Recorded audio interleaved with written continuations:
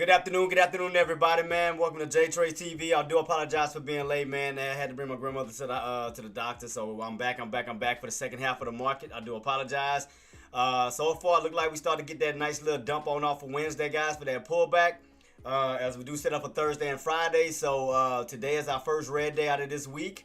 So we did have Monday, Tuesdays pullback. So Monday, Tuesdays green days, and Wednesdays red day. So it could be setting up for a possible bouncing opportunity. So definitely keep that on watch. So let's go ahead and dive into the charts, guys, and let's see what the market has to offer us, and we'll get ready. What's up, Thunder? Yeah, I just got back, boss. I just got back, man. I do apologize for running late. But let's go ahead and dive into the charts and see what the market has to offer us, see which way it's trying to set up. So let's get ready to rock and roll, guys. Let's go.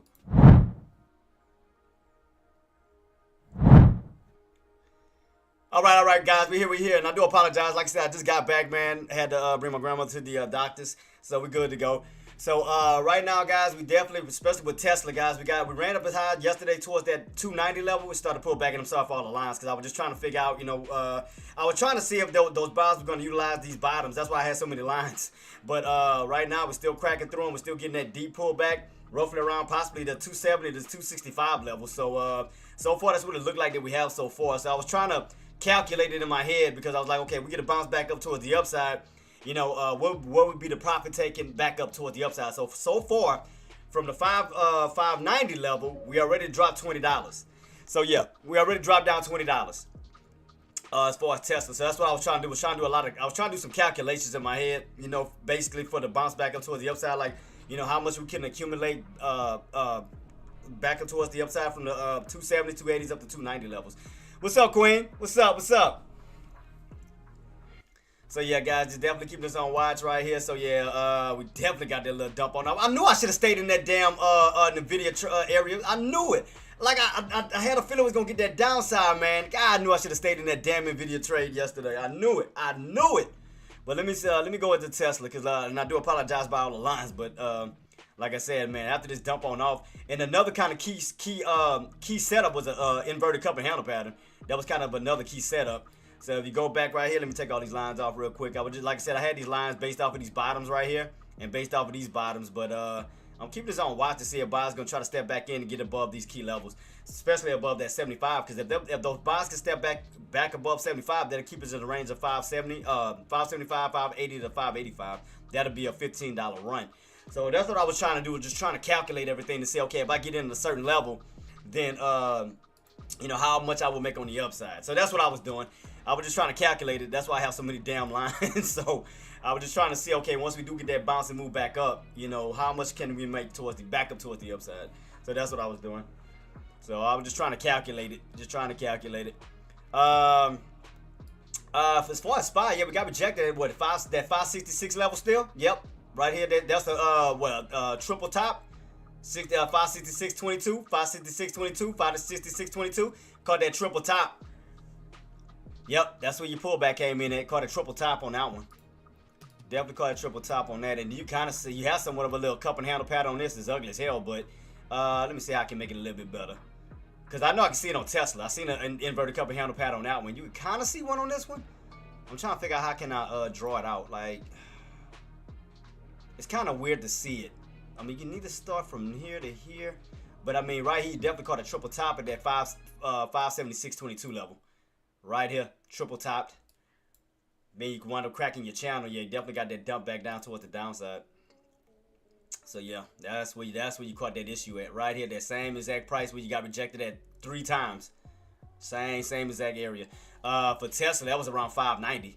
590, you caught the dump back on down. And then you had somewhat of a cup and handle pattern, inverted cup and handle pattern on that one. You can see it right here. Had a cup, then you had a handle right back at that 580, and you got that dump right back on down. So you had that set up. Thunder, what you got, baby? What you traded? What you traded today?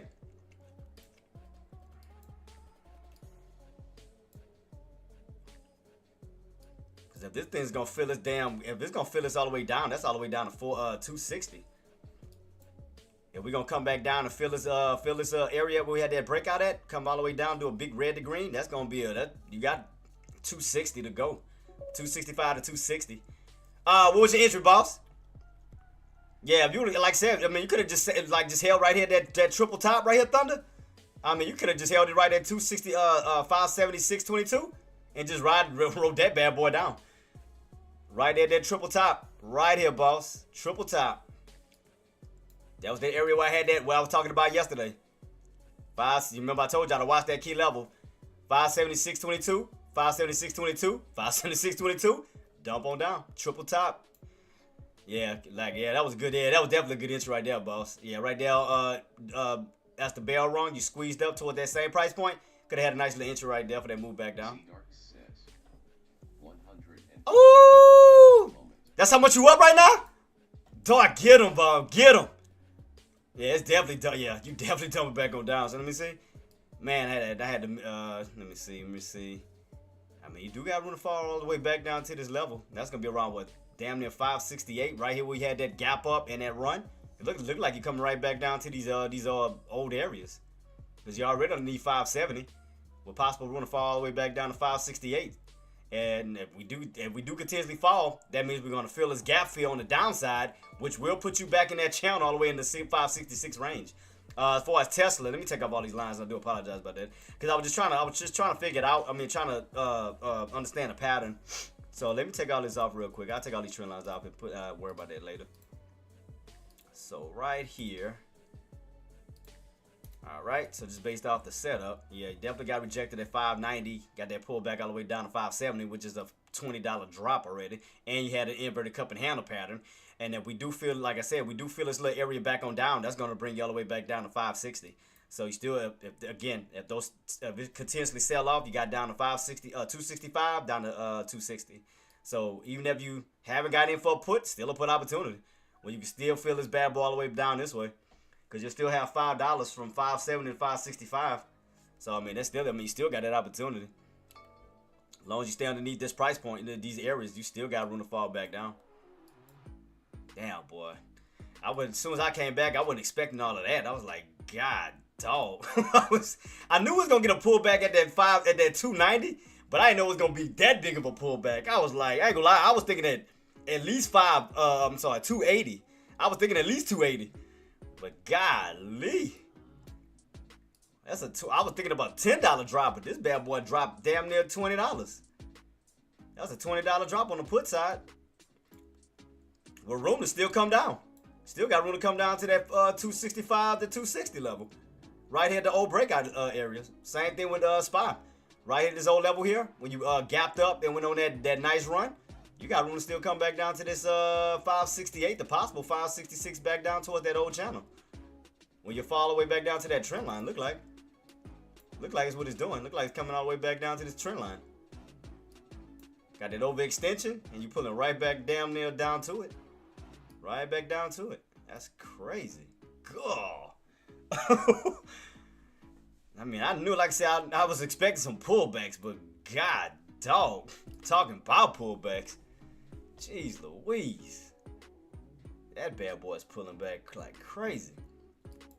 Let me see if I can try to see something now that I'm back to see if I can catch anything. But, God, dog. Like I said, I knew it was going to pull back. But, man, I wasn't expecting that hard of a pullback. Any news that came out of Thunder? Like anything that led to it?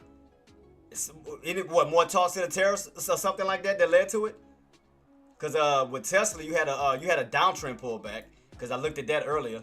Right here. I had a feeling. Tariff talk. Here we go with that tariff talk crap again.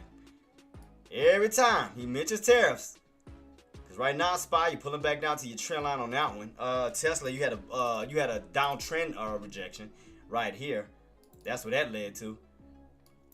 So as far as Tesla, I was looking at that earlier. Yeah, you had a downtrend pullback right here. Hit that trend line, got rejected, came back on down. Hit the trend line, got rejected, came back on down. So that's what that occurred. You fell right. You got rejected at that downtrend. So what I was doing earlier, I was just trying to see if buyers was gonna try to hold right here on this old green candle here, this old engulfing candle. That's what I was trying to anticipate to see if they was gonna get back on top of where was it at? Right here. Right here where I got that white line at 573.89. That was the top of this candle. To see if they was gonna utilize that for support as we pull back on this candle. But that's why I kept my eyes peeled to see if it was going to close on top, where we can do a red to green and a move back up, but we closed underneath, so that led to more of a resistance. So That ain't good. So I'm gonna definitely keep my eyes peeled to see, because you still got room to still pull back. Pull back to possibly even these levels here, back down towards that 20 EMA, which is around 260. 260. So you still got room to still pull back. So, man, I wish I would have been here to catch that bad boy. Golly. Oh, I would have caught that one. Oh, I would have caught that. But you know what? I should have stayed in Nvidia. I had the right mindset. I had the right mindset. Because I knew it was going to, like I said, and remember I was telling Tariq yesterday, I said if we didn't break above that 121 level on Nvidia, we was going to pull back. And this is exactly what happened. Remember I was talking about that channel setup? You hit that 121, you pull back on down. Exactly what happened. So let's see.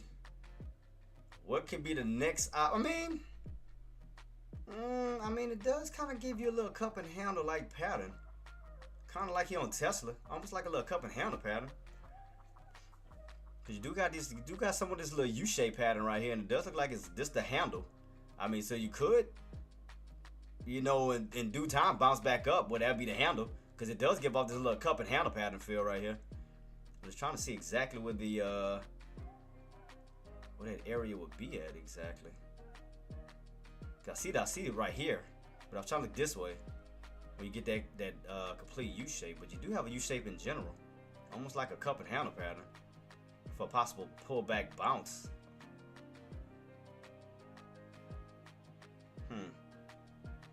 Cause tomorrow's what? GDP and the initial jobless claims tomorrow. Now if Boz can step back in, stay above. Oh my God, I'm sorry about that. If Boz can step back in around that 570 level and push back up, I mean that'll give you like a little handle right here where that 570 can hold. Where that 570 can hold, it kind of like find a way to U-shape its way back up. Because if you put all these candles together, that'll be like one big green candle, almost like a bull flag pattern almost. I mean, that's what Tesla kind of gives off, like a bull flag pattern. If you put all these candles together where you start to move back up, if you take that candle all the way up to this candle, merge them all together, that'd be like one big green engulfing candle, followed by like a little flag pattern. So, I mean, it does give off that like a little, almost like a little bull flag pattern too, where you kind of got that little pop situation going on. So it definitely at 570. If they can hold 570 and maneuver their way back on up, that means you have to get back above that candle's close, which that'll be around 573.89 up to that 575 level, where we can get back in that range of 275 and 280. So it depends on how we close out. I'm gonna close out because this will help if we close back above this price point, you know, around that 274 level, because that'll create a floor. You know, after this pullback, if they can get back on top of this level by close between 74 and 75, that'll kind of save it, you know, from a further pullback on down. Let me see if I can see a channel in between this little range. I see a little channel like almost like right where we at. Between here and almost like right. See right here, we got this little channel. See right here? Had this channel crack down. So they can retain this channel for a possible move up. Instead of going for a channel crack, you can go for a possible channel break out. If they can retain 570, because that'll keep you in this little range right here. It's a little mini range where instead of going down, you can actually go up. So as long as they can revive 570, stay above that 570 level for that pushback on up, especially like I said around that where that old candle close is right here, turn that into support where they can try to utilize that to catapult going into tomorrow. Because again, it does give us somewhat of a bull flag pattern and almost somewhat of a cup and handle pattern. You know, as these days rolls in, you know, Thursday and Friday. But we definitely got to retain and stay on top of 570 for sure. We got to definitely retain 570 to keep us in this channel. But other than that, if you fall out of that channel, you do have room to fall back down towards the 265 to even 260s. So it all depends on what these buys going to do around 270. Either they're going to stay on top of it or we're going to stay underneath it. So where we at right now? We right at 270. So I'm gonna definitely keep that on watch to see where we go. Definitely keep this on watch. I'm watching it, boss. I'm watching it to see on how we setting up going into tomorrow and Friday. Man, I wish I was here for that one. God, I could have caught that. It's all good. Let's see. How are we gonna be setting up for Thursday and Friday? Let's see. Right now we haven't fully pulled back yet on SPY. Trying to utilize this old area here to hold. What is this? Around what? 570? 570. So let's see. what can buyers do from this point on? They're gonna definitely have to try to utilize this old area. That's gonna be around 570. They're gonna have to reclaim this level for possible movement back up. If they can hold 570, get that push back up, that'll put you back up towards 572. If you do stay underneath that, you do have room to still pull back down towards that 568 to 566 level still, where you could go for a second leg down. Man, them bad boys just, because right now 270 on Tesla is trying to hold. Like I said, if buyers can start to slowly build a uptrend back up towards the upside, get us back above 274, 275, that'll put us back in this range. But right now you're underneath that bad boy. So right now you're kind of back in that range of, where we at right now? 270, still kind of ping-ponging in this little range here. So let me do away with this real quick. So right now we'll be in this little channel from 275 to 270. So far, that's where we'll be at as of now as far as Tesla in this little $5 range right here. So if buyers can get back on top of 275, I mean, they can utilize that for a floor where after this bounce, we can start to move our way back up towards the upside. So right now, 270 is trying to hold. So keep that on watch. So 270 is trying to hold. So nothing, let me see. So shout out to y'all who caught those puts. Man, I knew I was correct on that damn video though. Man, I knew it. I knew it. Man, YouTube boss, man, I knew it, but I knew that 121. Remember I was talking about this yesterday. 121. Man, I knew I should have just stuck. Should have just stuck to that. Man, I should have stuck with that in video. But remember, yesterday we didn't have a lot of volume on it though. That's the only reason why I was kind of hesitant yesterday, because it wasn't a lot of volume. It's like after we dumped on off and pushed back up, it was in this channel while everything else was moving yesterday on the video. Remember, Tesla was moving, SPY was moving. And the video wasn't doing not too much of nothing. It stayed between this little range here. But then we wound up dumping off. Oh, man, that's crazy. Because NVIDIA had no volume yesterday after that dump. After it pushed back up, it just kind of channeled throughout the rest of the whole damn market. It didn't do nothing. C1, shout out to you, boss. Congratulations on your profits, man. Congratulations. Yep, because Tesla definitely had an inverted head and shoulders. I mean, not inverted head and shoulders, inverted cup and handle pattern. Definitely saw that right there. Saw that cup, saw that handle, and then that flush. Man, I knew I should have. The only thing about it, like I said yesterday, everything wanted to make moves towards the end of the market. Towards the end of the market. You know, your channel, then you went on the breakout, and then flushed at the end. Right at 290. Then you started to flush after the market closed. It's like it didn't do it during the middle of the intraday. It did it towards the damn close. Then you start to fade. So, question is, what's going to happen towards the end of the market today? You know, will we get a continuation flush? Or will buyers step in, hold that 270 level, that push back up? Because he's still holding these bottoms. I mean, you can see right here, 270, then you ran right back up to 285. But you're still holding these bottoms. So you haven't cracked 270 just yet. So right now, the floor is still holding. So that 270 floor is still holding at this time. So if that holds, that's going to put you in this range of 270, 275 for the moment. Until we crack it. Because once you crack that 270, you're going down toward that 265 level. Man, I wish I would have just... I should have been here to catch that. It's all good. Shout out to y'all for catching it, though. Alright, let's see. Yep, I mean, you triple top right here. As far as SPY, you triple topped.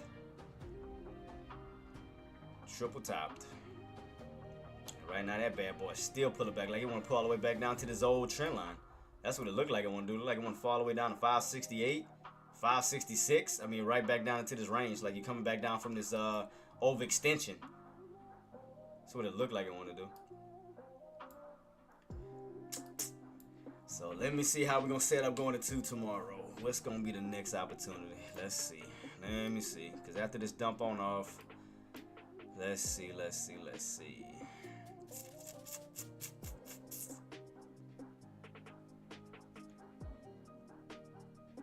Yep, so right now, as far as SPY, you're underneath that 570. You're underneath 570 with room to fall back down to possible 568 to 566. We pull right back down to this old channel. I mean, he had everything rocking and rolling. Them damn tariffs, boy. I tell you, them damn tariffs. Everything goes good, but the minute he mentioned those tariffs, all hell break loose. Every single time, it never freaking failed. Let me take this one off. It never freaking failed. Yep, right here. Triple top, bam. Hit those tops. Could not break above that level. Pull right back down. Yep, right there. So right here, though, that both bottoms was around 568 level. Oh boy, had to be the talks of the tariffs to mess everything up, huh? Had to be the talks of the tariffs. Let me see what CNBC saying. What did they say? Let me see. Pullbacks. Yep, more tariff. Yep, exactly what they said too. Yep, all about the tariffs. That's the only thing that messed these plays up. Like, you do good, but the minute they start talking about tariffs, all hell break loose. All hell break loose. SPY 500. I'm sorry. S&P 500 falls from the first day in 4 on tech stock pullback. More tariff worries. See, every time he mentions them damn tariffs, that's when your pullback occurs. Those major pullbacks. Major pullbacks. Man, if they just stop talking about these damn tariffs, man, the market will be fine.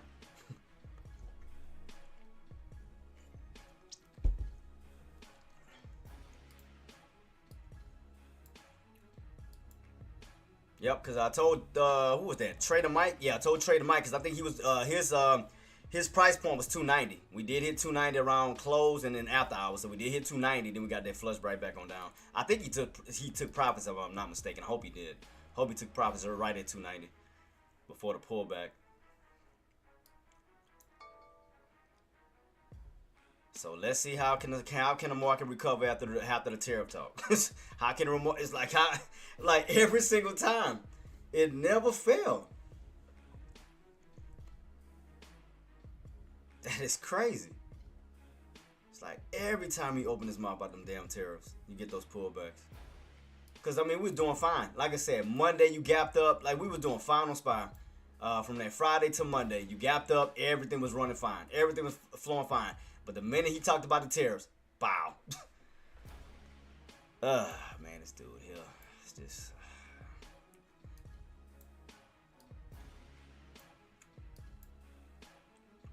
Cause I had call opportunities. I mean, I had call opportunities set up. Like I had game plans, but now with this, it's like it changed everything. So now I gotta figure out, new setups. Cause it's like not SPY. I had set up ideas for Tesla. Possible bounces, but again, once the tariffs messed it all up, which is still not a bad opportunity because, like I said, especially once you recover, I mean, it's still a good opportunity, for a bounce back up, where you can still gain as much as you catch on the way down. So I mean, buy low areas, for a bounce back up towards the upside. So I mean, it's still not a bad opportunity, despite these pullbacks. So let me see what's Tesla. Like I said, the only areas I really see is like 265 to 260 level on Tesla.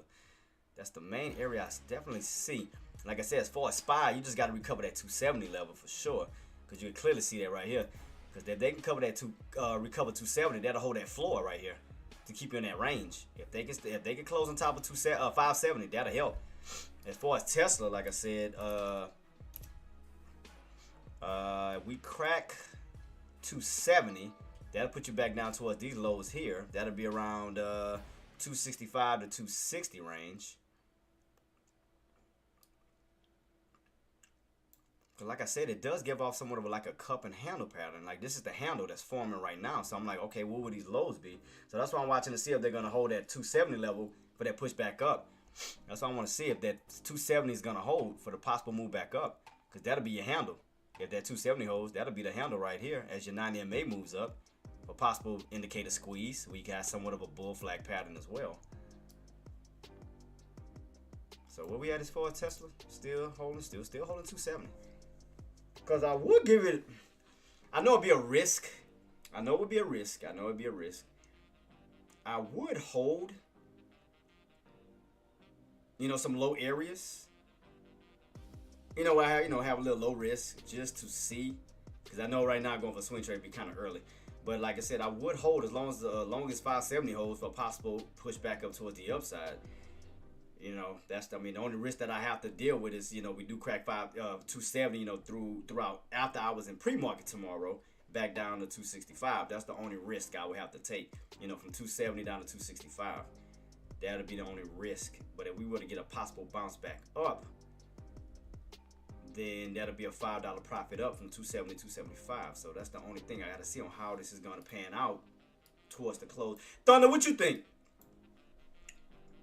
What you think, Bob? What y'all think? Y'all think we may see more downside? You think we may be in this channel till, until Thursday, Friday? From the 570 level, 575 level? Kind of like stay in this range for a possible move back up. So that's what I'm just trying to debate. If I want to go in for these lows and just try to see, hold these 270 levels for the possible push back up to 275. But then I still have to take a risk, of it cracking 270, again, throughout after hours of pre-market tomorrow for possible pullback down to 265. That's the only thing. That's the only thing I would have to kind of risk is a possible crack of 270 down to 265. That's the only thing. But 270 at this moment is holding. 270 is holding.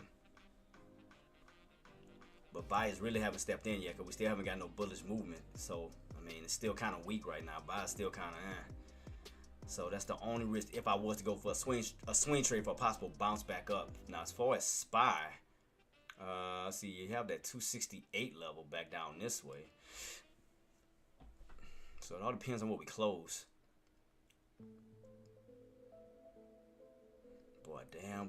Damn tariff talk. Yeah, just always gotta be that crap. Hey, C31, 137. What you think, boss? What you think? Cause I'm still trying to debate. If I want to hold these lows for possible, consolidation for the move back up. So I'm just still trying to debate on this. What you think, boss? This is Insider for Tradecaster BT. Oh, what's up, Insider? What's up, boss? I have to change my name apparently. Oh, okay. Person with that name and 10 YRS in the game and has a YouTube channel with 100K subs, so he got that LOL. Okay. But so what you think, Insider? What you think, boss? Like right here. Cause again, I wouldn't mind taking a risk at the 270 level on Tesla.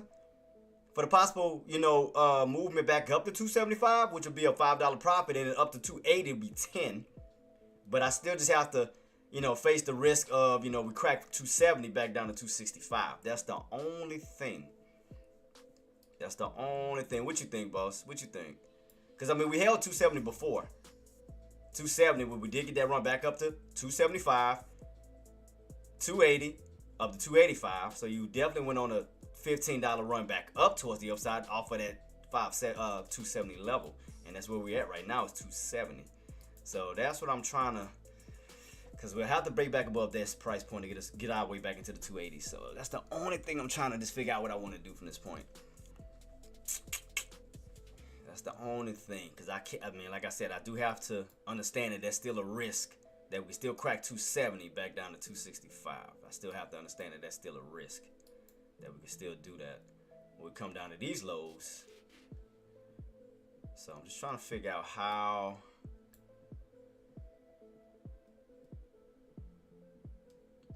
But I haven't jumped in yet. So I'm just still trying to figure out, just trying to see when, just watch these bottoms, watch these lows to see what these buyers gonna do. But right now, it's still no buying volume yet. Still no buying volume. Now, especially with this damn fear of the tariffs again. God, it's just like. That's the only thing that irks my nerves, them damn tariff talks, man. Just be messing up all my game plans.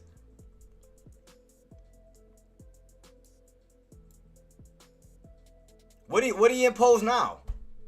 I went cause like I said, I wasn't here. So far, what did he impose now?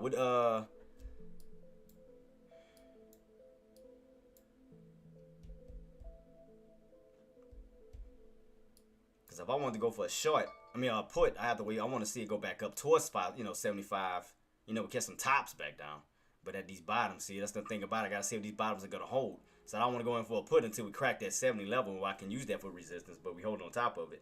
That's why I don't want to go for a put just yet, where we have an opportunity to possibly push up towards 275. That's the thing. That's the only thing right now.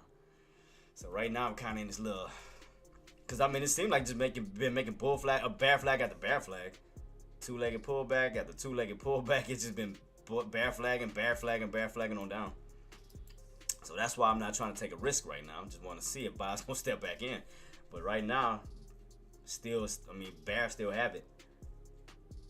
So I'm like, how much further can we pull back down until buyers do step back in? So that's the only thing. We're still pulling back down to these lows, but nothing yet. I mean, buyers haven't stepped in yet, because if buyers would have stepped in, we would have went from 270 up to 275. We would have been definitely, you know, ping-ponging back and forth. But right now, really nothing yet on the buyers end. More on the sellers end, where it looked like you could crack 270 back down to possible 265. And the reason why I'm saying it is because that's where that old breakout was at. We go back a little bit. Right here, see what had that breakout from 260 when you ran all the way up to 270. You had a $10 run. It could pull back down $10. So if 270 don't hold, well, you can find your way right back down to 265, right back down to 260. So that's the only thing that I'm watching at this time to see from this point. You know, would it be the best option for me at this time? Oops, where's that? Oh, right here. Here we go. That's the only thing.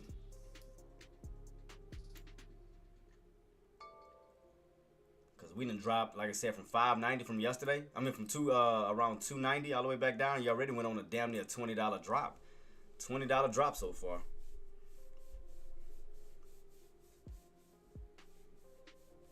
And then we cracked down into the 260s. That would definitely be damn near 25 to almost $30 drop from that note. So that's the only thing. So that's why I'm just trying to debate, what do I really want to do from this point? It's like, how much further can we drop?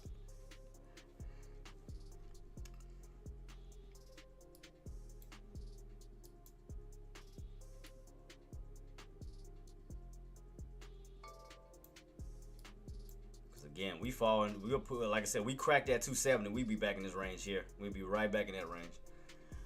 So that's the only thing. And the video, what if the video fail? How far that bad boy fell? God dang. Oh yeah, I should have stayed in that damn play. I should have stayed in that play. We dropped all the way down to 113 from 121. What's up, T? Yeah, I had just got back, man. I not too long ago got back, boss. Man, I missed it, man. I missed the plays, man. I mean, I'm late too. I just got back. I missed the drop too. I just got back. I got on live not too long ago. I got on live like around 1 o'clock. So we both missed it. So the thing that I seen on Spy Boss was a triple top. That was around that price point, around 576. We triple topped right here. See that? 1, 2, 3. Same key area that we could not break out. Triple top. And then also the talks of the tariffs. Bam.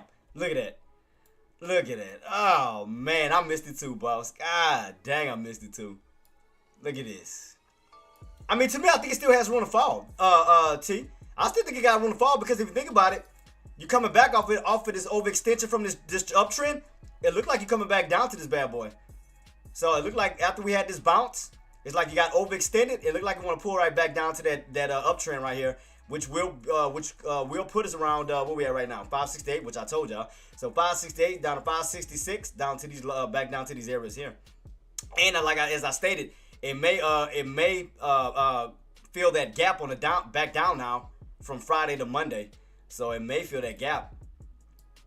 So right here, what was that gap up? We had a gap up from Friday to Monday. That was should have been, yeah, right here. Had a little gap up right here. So that was from that 564 up to almost 568. You got a little gap here. So that bad boy could try to fill that gap up. I mean, gap on the downside. As long as we keep cracking, you'll be filling that gap right back down. You'll fall right back in that old channel. You leave out of this channel, you fall right back in that channel. Leave out of that channel, 9 times out of 10, you may fall right back into it. So it's like you're rotating around that bad boy. Man, I missed it too, though. God, I missed it, though. Dang, I missed this play. And see, hey, T, I was right about it in the video. That 121, I was right about it. Yesterday, right here. Remember that 121 we were talking about? We got rejected, look, bam. Look at that. So I was right about it. I was right about it. The only thing that sucked about it yesterday, we had no volume. It only went sideways. Then it finally dumped on off from going from after I was the pre-market. That's the only thing that sucked about that one.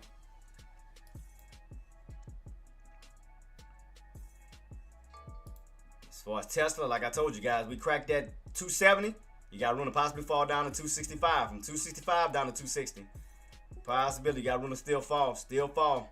When you feel that gap up, not gap up, but that run. See, we got all those green candles. You can fill it up with red candles back down. You'll do a big green or red move right back down towards that 560 range. So we could possibly fall all the way back down to 560. I mean, 260. I'm sorry, 260. So yeah, I think it may set up. I think we may fall with Tesla. I think we may fall between 265 to 260. So I still think we got room to still fall, because especially if we can't stay on top of 270, that'll put us back in this range here, this $10 range of 270 to 260. What stock? What you jumped into? Yeah, because like I said, if you would have caught those triple tops, you would have had a good entry right here. Look, right here, T, 576.22. You would have had a good entry just riding that bad boy on down. Right there, 1, 2, 3, triple top, pull back on down. You would have definitely had a good entry on that bad boy. Definitely had a good entry. Yeah, that damn thing keeps falling from 576 on down. That's damn near a $10 drop. Once we hit 566, that'll be $10. That'll be damn near $10 fall. Tesla was like Tesla could damn near make a $30 drop, because you got rejected around 290 level, and now you're all the way back down towards the 260 level. So you damn near about $25 to $30 drop on that one. But like I said, the main thing that happened though, T, what caused that? Damn talks of the tariffs. That's what happened. Donald Trump and them tariffs again. Because I just went to CNBC to confirm that. That's exactly what happened. Look. Look. S&P 500 hits low of session, down 1% ahead of a new auto tariff announcement. See that? The damn tariffs, man. Damn tariffs. See, well, I saw that on what you got your set on, boss? You got your set on what is this? Is that your SPY? Yeah, SPY. See, I had my setup on Tesla. Tesla had a downtrend rejection. I saw that one coming. So right here, I saw that. Right here, inside. Look right here, boss. Go back to Tesla real quick. I seen a downtrend rejection. Yep, right here, see? So I saw that one coming. Right here. Rejection. Got a little pop above it, then came right back underneath that downtrend. Ran up to the downtrend, rejected. Ran up to it again today, rejected. So I seen that one. Now, the only thing that is kind of I'm still watching as far as Tesla, because it does look like it can still set up for a possible cup and handle pattern. I mean, like right here, it does look like it can still set up for some type of cup and handle pattern in a way. I know it's kind of ugly to read, but you do have somewhat of like almost like a U-shaped pattern with a handle like right behind it for a possible 9MA bounce, like right around this little level. We could try to retain, like buyers can try to step back in and get get that bounce. So it does give me this like cup and handle pattern feel, and almost like a bull flag pattern feel. So if you put all these candles together and merge them, it kind of gives you like a bull flag pattern and a cup and handle. So it kind of still looks positive despite the pullback on Tesla that I do see. That it still, to me, could possibly still go up, because your indicators are still sitting up, right? Because now you're above that 50 SMA, going from the bearish side of that bad boy to now the bullish side, where it could go for a possible downtrend breakout. I think that Tesla can still push, because now that you're above that 50 SMA, we can utilize that for a possible support now to bounce, where it could possibly go for a squeeze, almost like a bull flag pattern or somewhat of a cup and handle pattern that could squeeze right out of that downtrend either between tomorrow and Friday. That's what it looked like. Because anytime you're underneath that indicator, that 50 SMA, you get a nice pull back on down. But now we went from the bearish side of that bad boy to now the bullish side, because now they can utilize that to bounce. Now being on top of that red indicator, they could utilize that to bounce and then push back up. So it's still a possibility. I think Tesla still could possibly go for it. after this pullback, as long as they hold that 270 level, but that push back up to 275 for possible bounce back up, I think so. Possibly. That's why I want to say I would take a risk. I mean, I would take a little. I don't like using the word gamble. I hate using the word gamble because it sounds so ugh. I mean, I could take a little risk on it to see can we hold, hold that 270 level for that possible pushback on up. But I do still have to take that risk and that chance of for us falling back down to that 265. That's the only thing. I still have to take a risk on that. Yeah, engineer, I just got back, Queen. I got back at 1 o'clock, and sorry about that. I just got back.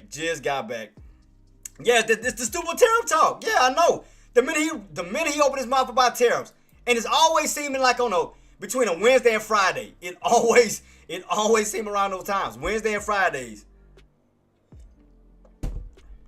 Always, it never freaking fail.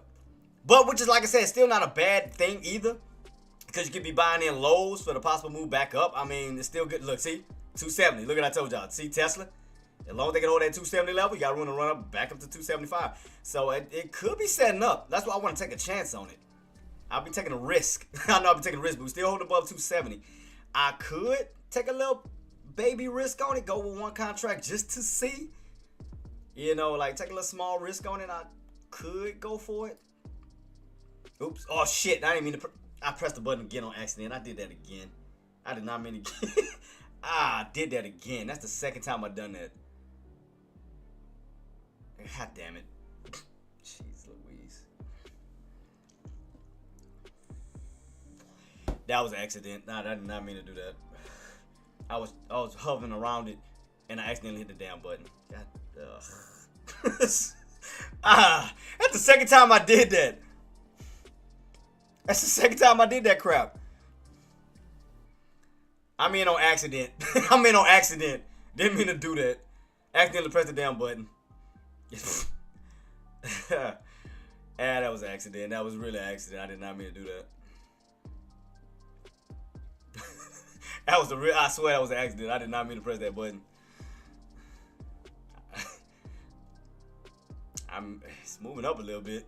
That was an accidental. If I make an accidental profit, I'm gonna be like, we are holding. 270 to try to push up to 275. That accident could turn into a profit. Just saying. Accidents can happen. I'm just saying. Now we got a strong a lower shadow for the push back up on SPY right now. I got in on Tesla on accident. I accidentally pressed the button, but I'm up in profit. I accidentally got in. I actually got in, boss. I accidentally pushed the button and now I'm up accidentally. I was like, oops. I did not mean to do that. I'm up a little bit, not nothing much though. Up a little bit. That was really an accident. I did not mean to do that. I got some lows. I'm up $4. We'll see. Like I said, I'll take a little baby risk on it, just as long as that 270 holds. If it work out, it work out. If it don't, it don't. But right now I'm up a little bit. If it spike, I'll take today profit. If it spikes up, especially if we get back above 275. If it spikes up, I'll take it. Up to 280 to 285. And we used to get those buys to step back in and push, get above 275 and push. I'll rock it out. I'll rock it. Like I said, that was a total accident. I did not mean to do that. I swear I did not. I swear I did not mean to do that. That was a straight accident. But it is pushing back up towards the upside, so we'll see.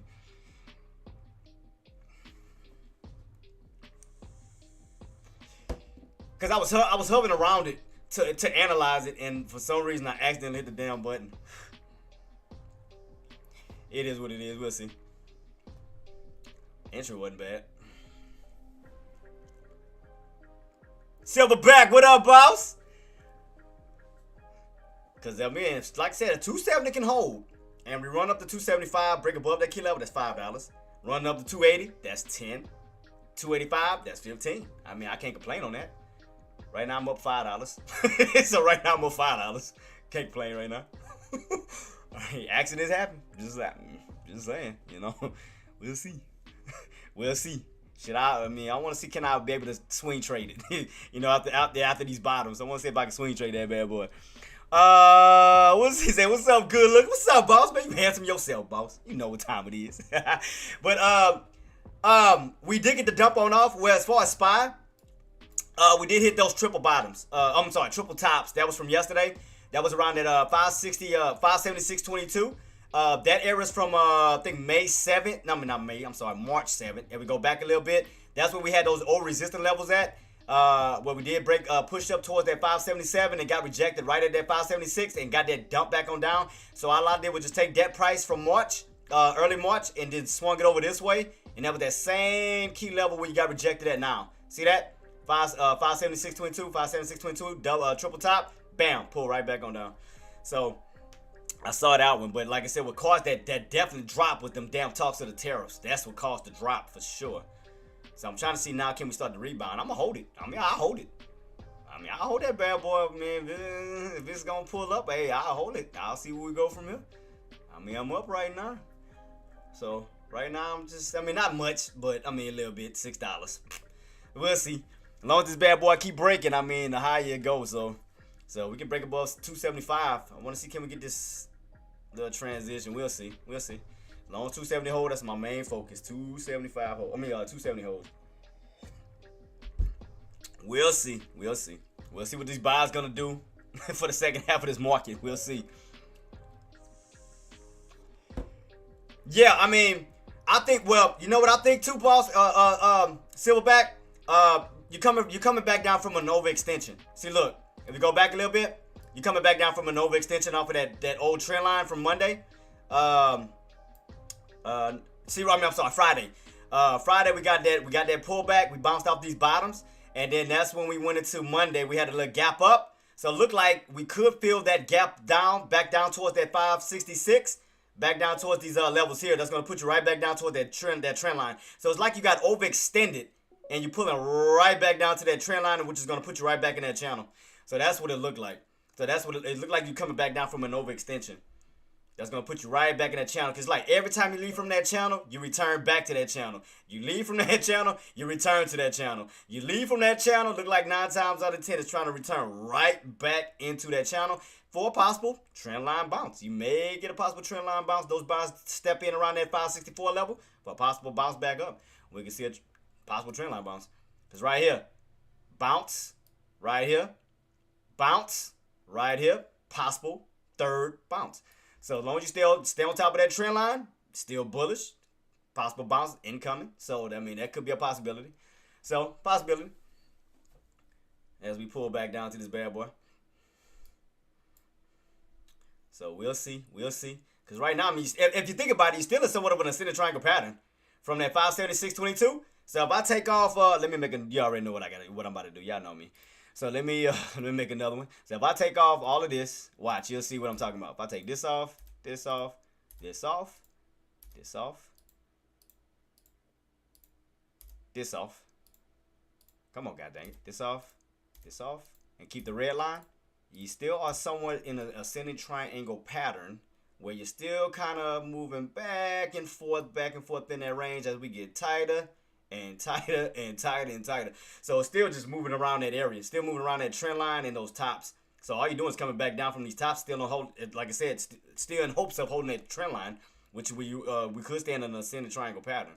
So it's still a possibility that this trend line even can still hold even despite the pullback. Where you can, as long as we hold these levels, still navigate our way back on up, stay within this space as it gets tighter and tighter and tighter for possible, could possibly squeeze. Possibility. We'll see. We'll see.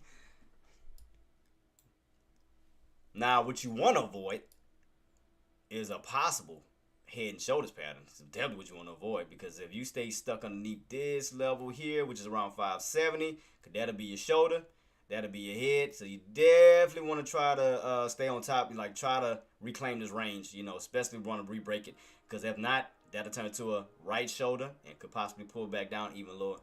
So definitely keep that on watch.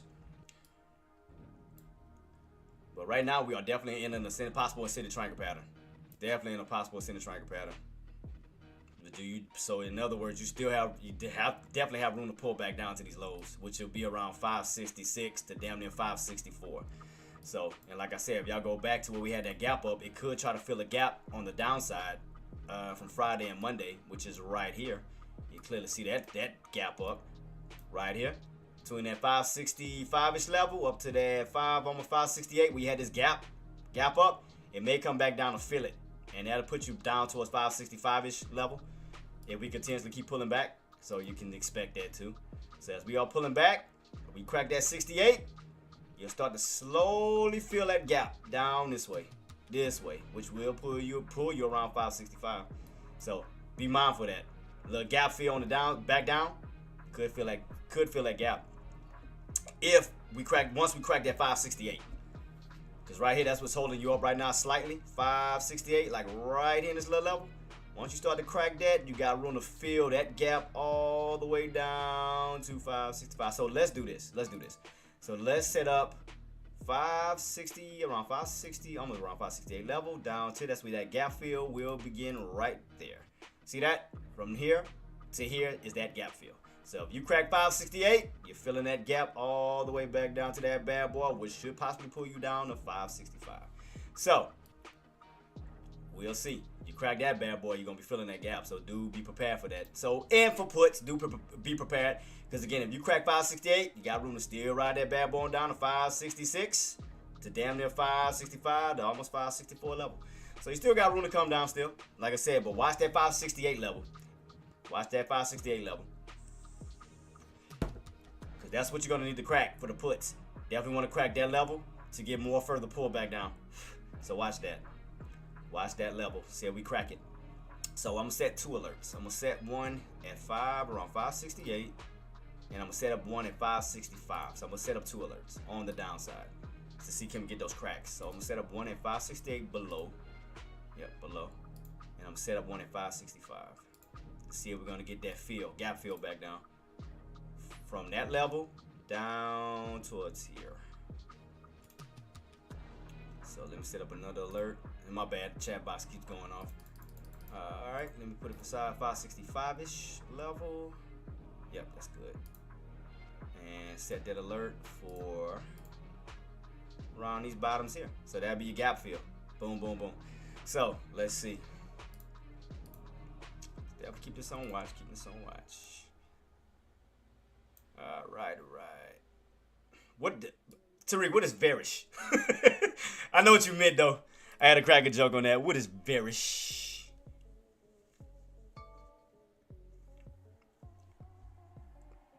No, I'm not saying like I'm not holding it long term. I'm talking about for I'm not holding long term, Tariq. I'm talking about this little range. That's what I'm saying. I'm watching to see. I'm playing SPY. I'm playing Tesla.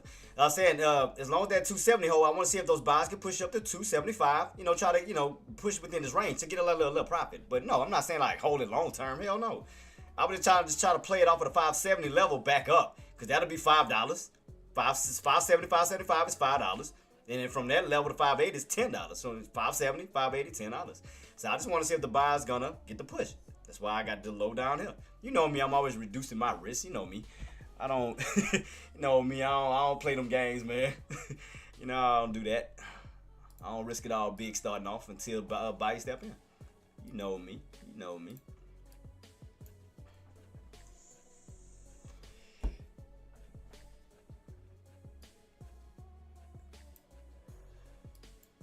Yeah, so I just got like a little risk, man. So it's not like a big, yeah, my risk would be low. My risk is low. Low as I go in this. If things don't pan out, it's $10. So, small little risk just to see. So yeah, I'm not.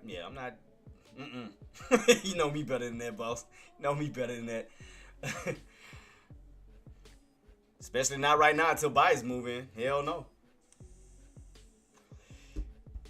Now, like I said, which we both missed it. I definitely would have been aiming for this. For a possible triple top, if I would have been in this morning, I'd have definitely took that bad boy.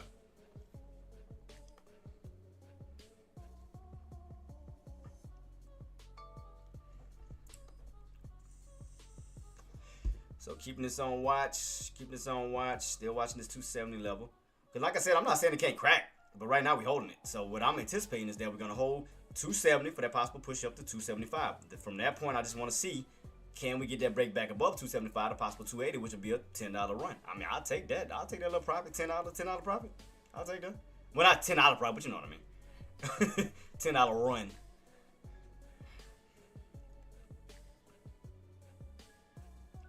Jackie Garcia says, baby check message. Oh, where's my phone? Oh, got it. Let me see. Sorry.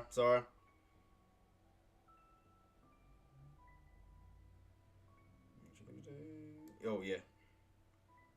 Okay, I got it, mama. I got it. Yeah, that's what I was saying. I mean, I was going to try to go for it. Like I said, I'm going to just, if you take my order out, I'm going to just give it a little chance just to see. That's why I said I don't take big risks. I give it a little chance. If it pull back down to my, I'll just break even. So I'll just set up for another opportunity. That's it. If it take it out. I'll just break even and wait for another opportunity. At least I gave it a chance to see what it's gonna do. It might take out my stop loss. I'm right at break even of mine. So if we don't pull back, it might take it. Let me see if it's gonna hit my stop loss. Let me see. I'm trying to see if it ain't gonna hit it. I'm trying to give it a chance. It might hit it. Like I said, we pull back again, it's gonna hit it. That's why I'm watching to see what this candle gonna do. Now, if we can get this candle bounce back up, it's gonna prevent me from getting hit. My stop loss getting hit, which again, it'll just break me even. Alright, moving back up. Because I want to be able to move it up where I can take profit, but if buyers ain't stepping in, I'll just break even and just bump it, wait for another setup. Because like I said, I don't want to risk too much. I mean, to say that it's not bullish right now, that's why I'm not taking a big risk. I'm just being smart about it. If it, take out my stop loss, it is what it is, I'll break even. It is what it is. Wait for another opportunity. If we so happen to move up, take it. If it don't, break even. Alright, wait for another setup. I might hit it. I think it's gonna hit my stop loss. I think it's gonna hit it. Because I got it right at my entry. Because like I said, I was gonna be smart about it. I wasn't gonna gamble, knowing that it's still not bullish yet. Hell no.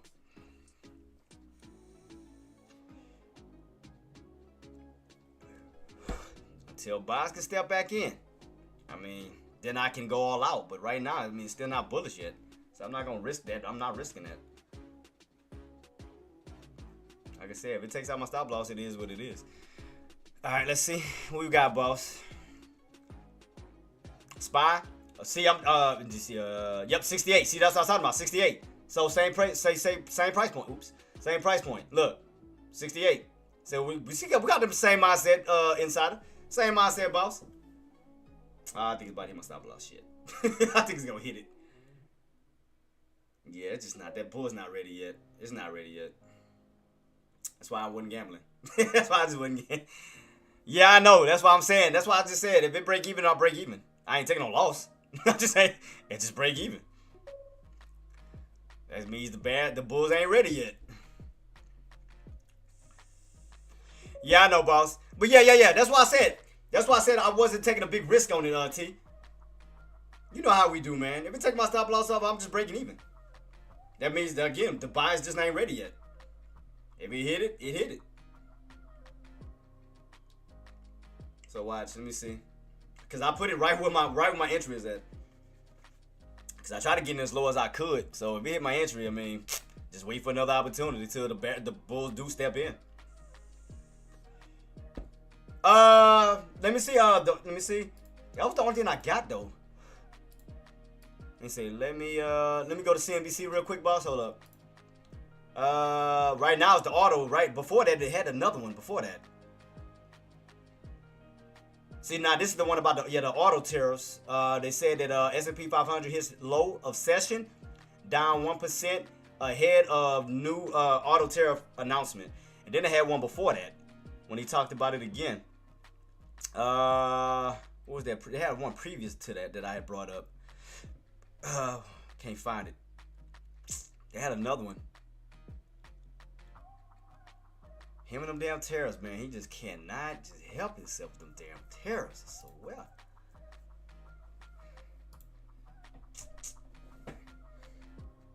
If y'all hit a chime, that mean it hit my stop loss. That mean I just broke even. If it hit it, it is what it is. I'll just be. Oh, appreciate you so much, boss. Appreciate you. Thank you so much. Thank you. Oh, shoot. Let me see. Set a notice. Oh, here we go. Appreciate you, boss.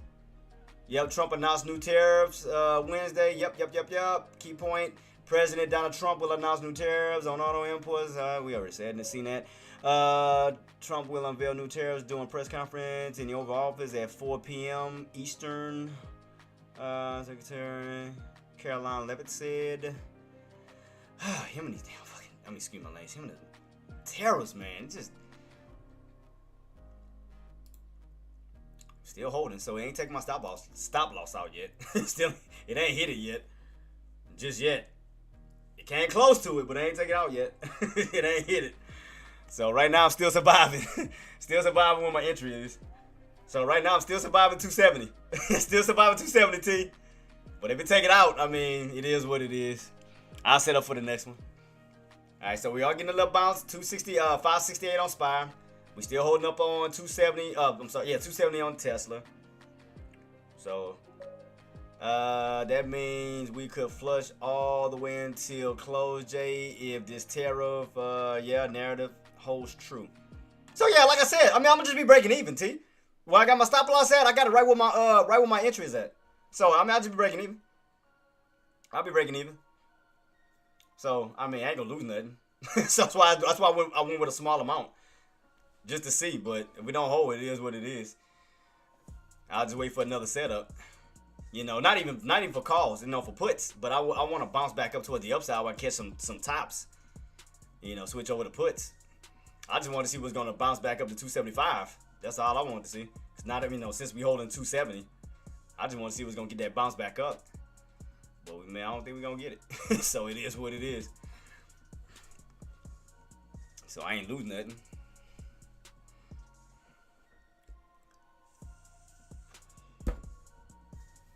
Yep, so I don't think they're ready yet. I think it's about to hit it. Set up for the next one.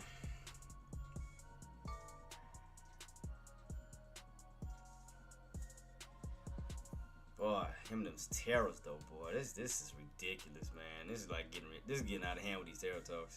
It's definitely getting ridiculous. Yep. So we flush. I'm gonna just wait for a put opportunity. So still got room to ride that bad boy on down to 260. So we cracked 270. I can play out for the 270 down to 260. So I can still switch over to a put. So we'll see. Let me see how the contracts look on that one now, because I ain't like the one that was let me see how they looking on this TSLS. They looked kind of horrible. I ain't like those. Yeah, they ain't had no vibe. Well, they moved, but that spread is definitely terrible on that. For the shorts, I ain't like that. I ain't like those. Let me see. Yep, took it out. Took it out. Broke even. Alright, here's what it is.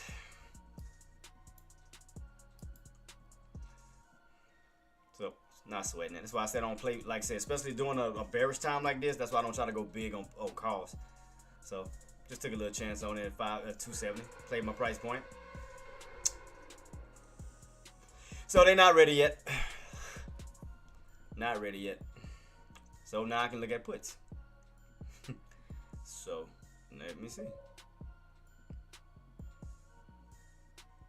Yep, I was saying 65. I said 65. AK. I was thinking 65, boss. Let me see. Let me look at my puts though. Let me see. Look, you're not. A $5 drop. Look, you don't have that for the fall. Look, 270, 265, $5. You already didn't drop what? Today you didn't drop from what? Well, since yesterday you didn't drop from 290 all the way down into the 260s. Damn near 260s. So that's almost damn near a $30 drop from yesterday. So, who's to say we can't go down another $5 or even 10?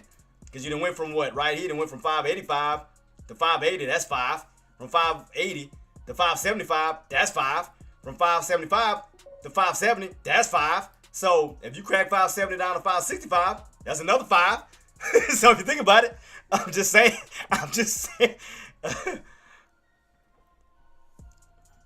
Oh, and what else I was looking at? It was another pattern I was looking at. Let me see, cause I mean, what caught and another thing, another setup I seen too, AK was an inverted cup and handle pattern. So you had like a cup, handle, drop. So I saw that. Saw the cup in inverted cup and handle pattern. Saw that bad boy setting up. Saw that coming. But yeah, and no, the reason why I'm saying that. Oh, AK. See, this is the reason why I'm saying that. Is because okay, see, we had that breakout at. We went on that $10 run. That was what, Monday? We went from 560 to 570. So that could do a big red to green move. I'm sorry, green to red move. So right here, we can start to feel that back on down toward the downside. Right here, we had that spike. Because right now we underneath 570, 275, where we ran up to. So we could be seeing the opposite. So instead of green, you could actually be seeing red. Where you'll go up, you'll come right back on down. Same thing with SPY. SPY, you had a gap fill. After Friday, you had that gap up going into Monday, which once you crack that 568, you can feel that gap on the downside all the way down to 65. So I mean, it's a lot of still possibilities for a lot of downside to still occur. I'm just saying, boss. Where you can again take out that old breakout Monday from 560 to 570, 75. All you do is come right back on down. So I mean, it's still a possibility, boss. That's why I said either possible 265 if that level, if 270 don't hold, well, you can still crack down this way.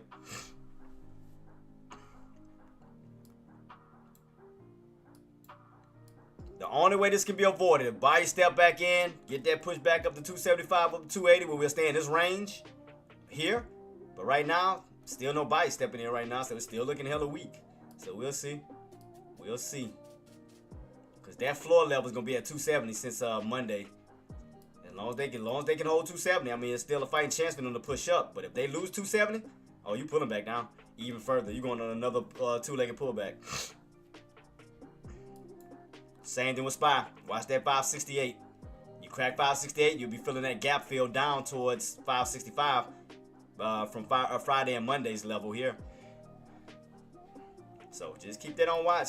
Still keep it on watch, guys. Watch. Just keep it on watch. We'll watch this 270 level and see what happens. Yeah, so I think so. So we'll see, boss. We'll see. We'll see. Cause yesterday we recovered 275. So yeah, yesterday was 275 recovery, and then we got that room, and then we got that run up to 290. But now we're underneath 275, which that's resistance now. And then now we're fighting 270. That's the last level, because if they lose that, you're going right back into the 260s. So definitely keep this on watch to see if those buys can try to see what happens around 270, because it took my stop loss out. So I was trying to see if buys gonna step in at 270, but they still ain't step in yet. Buys have still yet to step in. And then I think he should be announcing the tariffs. He should be going over it in the Oval Office. I think they mentioned at 4 o'clock Eastern. Let me go back to that. I think that's what they said, 4 o'clock, right? Oops. Let me go back to my what's my history at? Oh, here we go. So I go back to the one at yeah. So Trump will unveil new tariffs during the press conference in the Oval Office at 4 p.m. Eastern. White House Press Secretary Caroline Levitt said. So yeah, around 4 o'clock p.m. So that'd be once when the market closes. So we'll see. We'll see. We'll see. We'll see what's gonna happen at 4 o'clock, because it always make moves damn near towards the market close, almost like it did this bad boy. So we'll see, guys. We'll see. I ain't putting on no bets today though, because AK normally wins, so I ain't gonna even put on no bet with him. I ain't doing it. I ain't doing it, because AK normally wins them bets. I ain't going against the GOAT today. Nope. Not today. So right now, still watching this 270 level. Still watching 270. Still have yet to crack it. Still holding 270. Man. If they wouldn't have took it out, I still would have been holding my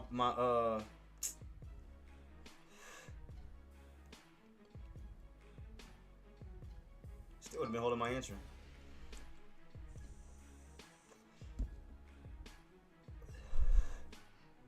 Like I said, I want to see buy. Okay, if buy's gonna step back in, like I said, guys, what I want to see is from that 570 level to 575.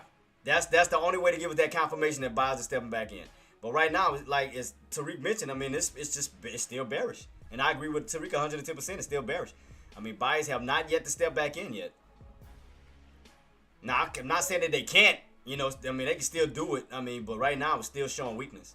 Definitely still showing weakness. We still kind of in this little area here, right around that 270 level. Right now, you got SPY still trying to recover and stay on top of that 568 level. You got that one. Yeah, I mean, I see it too, boss. That's why I said that's why I say I agree with you. So if these buys don't step back in, start to get back above these certain price point, even those indicators, like I said, if buys gonna step back in, we want to see a push back up to 275, 280 level. Put us back in this range here, which that'll let us know that buys are stepping back in because we're getting right back on top of this floor. But right now we're underneath it. We're underneath the 275. We're in the range of 275, 270. So they would have to break right back above this key level here to ensure us, okay, buyers are stepping back in. We're going to utilize from 270 to 275, but we can start to move our way back that way. But right now, we have yet to even push towards 275. So that's why I'm just like, just wait on it. I'm going to just wait on it, be patient about it. Just wait and be patient. Wait and be patient. I mean, like I said, you got SPY still bouncing, trying to get that bounce off of that 568 level, trying to push his way back up to 570 level. So you got that bounce going on right now with SPY. Tesla was waiting on these buys to step back in for that possible push up to 275.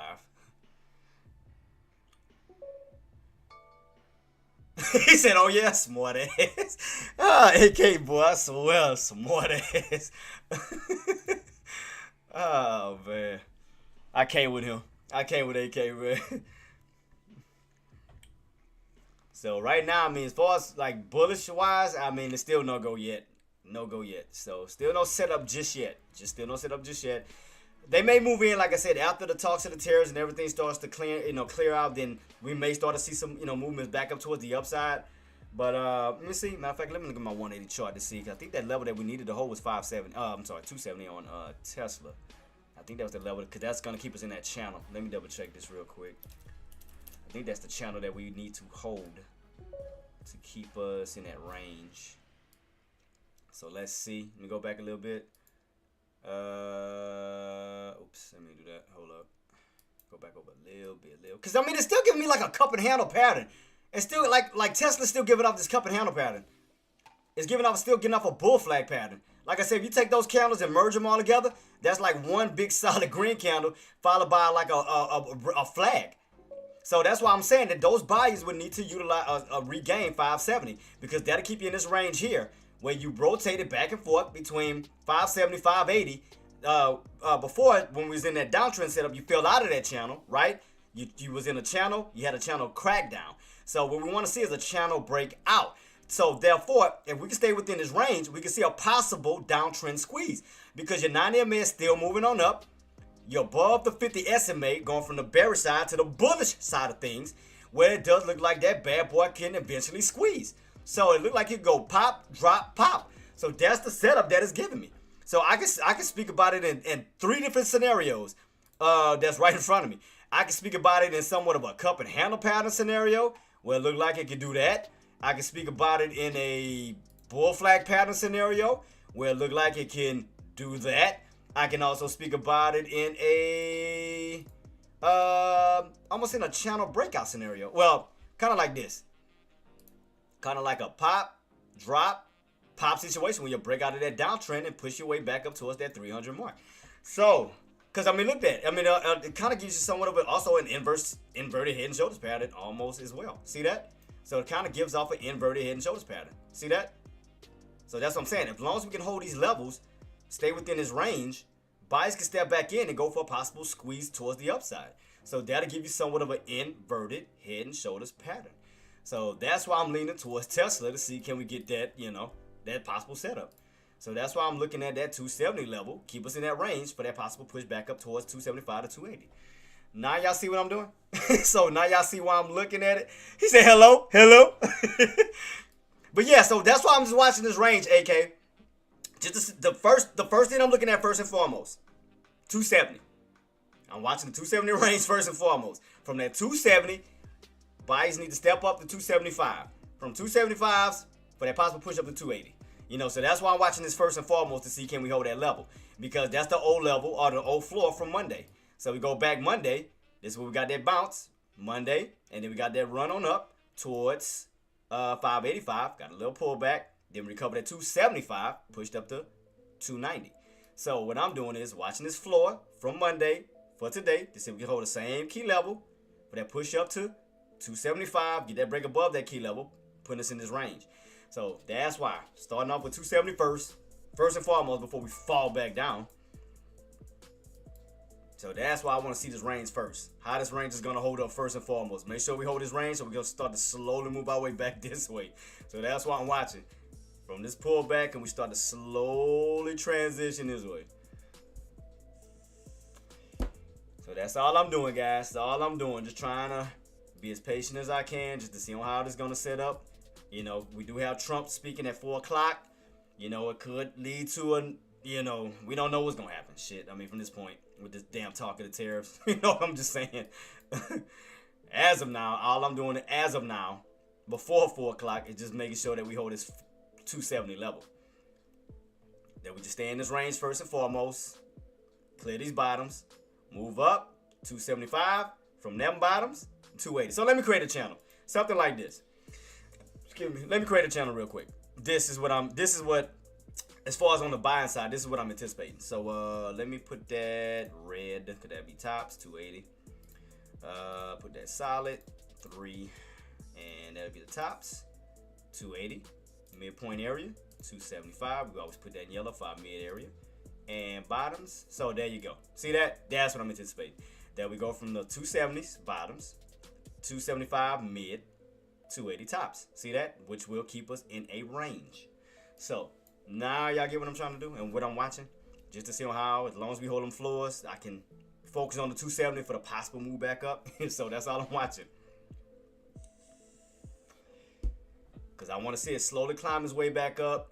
You know, get our way back up to that 280 slowly, slowly, slowly. Because like I said, normally Tesla moved by $5 increments. 270, 275, 280, 285, 290, and so forth.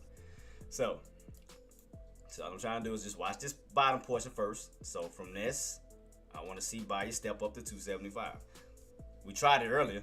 Tried to bounce up to 275, but you got rejected and came right back on down to 270.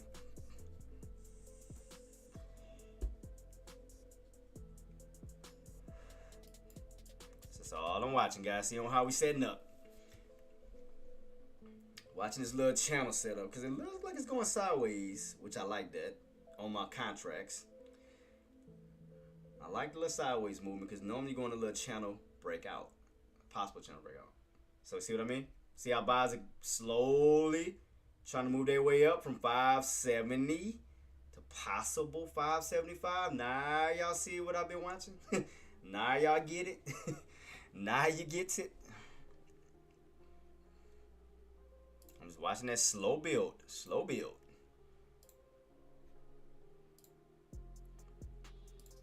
I don't control the market. So I'm just watching the market. You know, but I know what I'm anticipating on, you know, what to happen.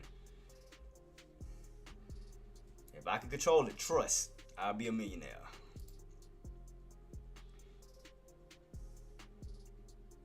What I got left on this? Ah, damn it.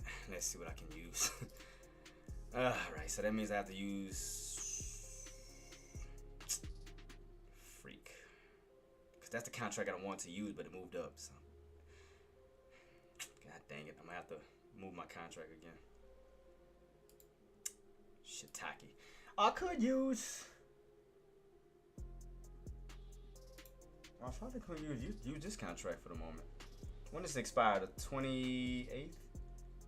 I'm keeping that one. I like that setup, but let me see. 18, 15, 18, 15. I got 15 left. Let me see. I might have to play with a cheaper contract though. Let me see for right now. So I'm watching these contracts set up slowly. Okay. We're at 12. So all I'm doing, guys, all I'm saying, like I said, I'm just watching. That's all I'm doing. I'm sitting back right now, just analyzing, just to see. All I'm watching this whole entire time is that floor. 270. That's all I'm watching. 270. 270.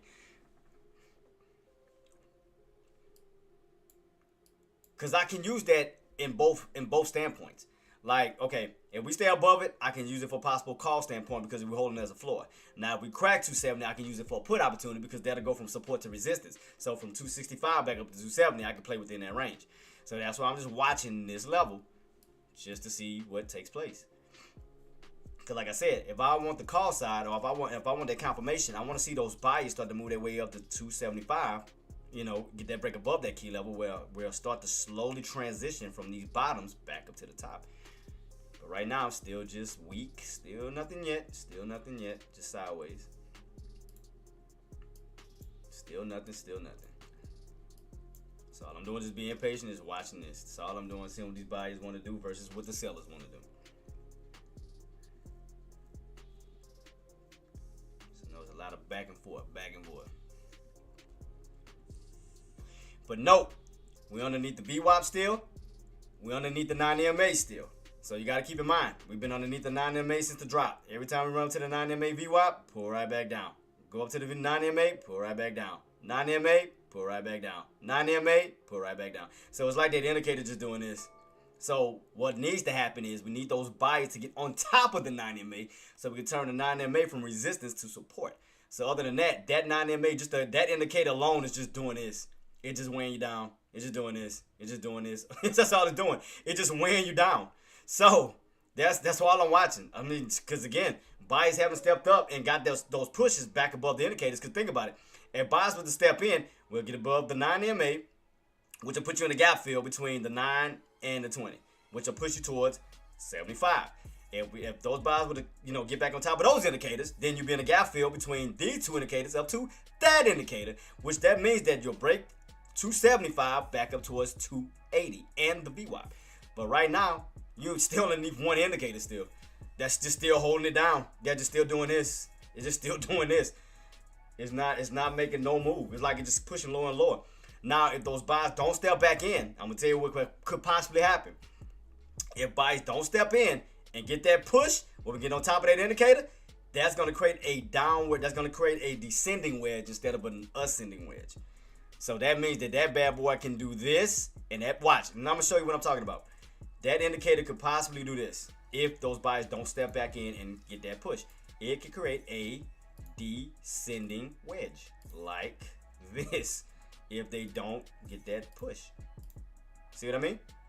That indicator can literally do a descending wedge back down, where then you'll fall right back underneath 270. That's why buyers need to step in, break above that indicator. Therefore, you'll at least have one indicator under your belt for the possible push up towards that indicator, which will put you at 275.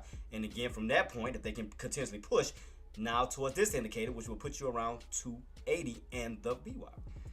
So you see how the buyers are trying to get on top of it? Keep it on watch.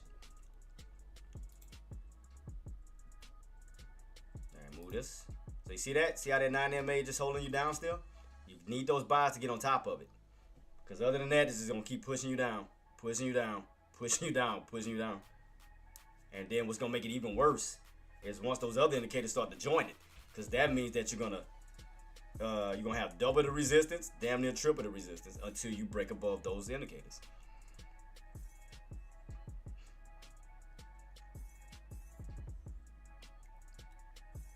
So just watch, just carefully watch it. Just carefully watch it. You want the buyers to break back above that indicator. So in other words, you want it to break back above 72. I think that's right here. I think that's what that is. 72, 72.50. I think. What is this? 70. What is this? 70. Yeah, I think it's 72.50. Yeah, so around 72.50. You got to get back because what is the value on this bad boy? 272.33. So at least 272.50, because that at least you get you above one indicator at least.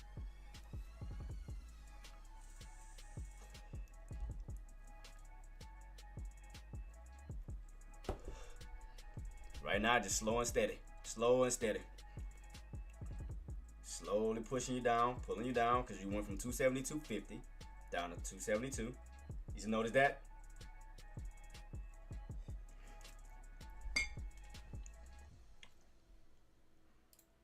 So that's all I'm doing. Right now, I mean, SPY still looking good. You're still holding above 568.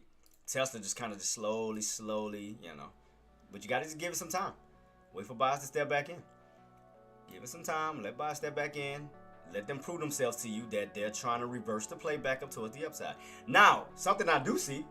Ooh, I do see something. All right, let me ask you guys this. What's something else you guys see? If buyers step back in, that could possibly happen. What else do y'all see? Let me see who's going to call it out. Let me see who's going to call it out. I see it. If buyers step back in. Let me see if anybody can call it out. Do y'all see what I see? If buyers step back in with a possible pattern that could form. A possible pattern that could form. Nope, not a cup and handle. I'm talking about on the intraday, Queen. On the intraday, I'm looking right at it. If buyers were to step back in, the possibility. Watch. Let me see. Let me blow up a little bit. Let me make a duplicate copy. The possibility. I do see something, but it's up to the buyers to. Nope, not an H. Watch. Hold on. I'm going to draw it out. Hold up, Queen. Hold up. Let me go back to it real quick. If buyers can step back in. If. Keywords if. Buyers can step back in. I see an inverted head and shoulders pattern. I see that. So that means that they have to get back above the 80 range, hold that 75 for that bad boy for a possible inverted, because there's a left shoulder, there's a head, and those buyers can step back in, break above 75 above the 80, stay in that range. You have a right shoulder for that possible push. Now y'all see it? Y'all see it now? Y'all see it? If buyers can step back in, a possibility of what could possibly happen if they step back in. I see that. I see that opportunity. That's why I'm waiting to see if these buyers can start to push back up towards the 75 to 80 range. We can start to play back into this. That's what I'm trying to anticipate to see. Can we get that? Because right there, see? Shoulder, head, and if they can get that push back up to 75 to 80, stay within that range, utilize that 75 for that pullback bounce, bam. Because therefore, that'd be your bottom here, higher low here, and get that push that way. But again, it's up to the buyers to give us that pattern. The buyers need to step in and give us that. But that's one potential I see if buyers can step back in. That's one potential I do see, Queens. So that's why I'm just sitting here to see if buyers, to see if buyers gonna step in and start to push above, at least one indicator from, one indicator to the next. But like I told y'all, as long as you stay underneath that 9 MA, it's just gonna weigh you down. It's gonna weigh you down over and over and over, which could create a descending wedge. Giving you, and also in Queen, it is an H2, Queen. So you do have an H pattern here. You do have an H pattern. Setting up right here. You do have an H pattern.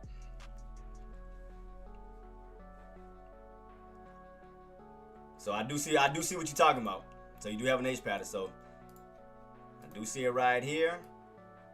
Bam, bam, bam. I do see it. So that's why I'm just trying to see who's gonna take over.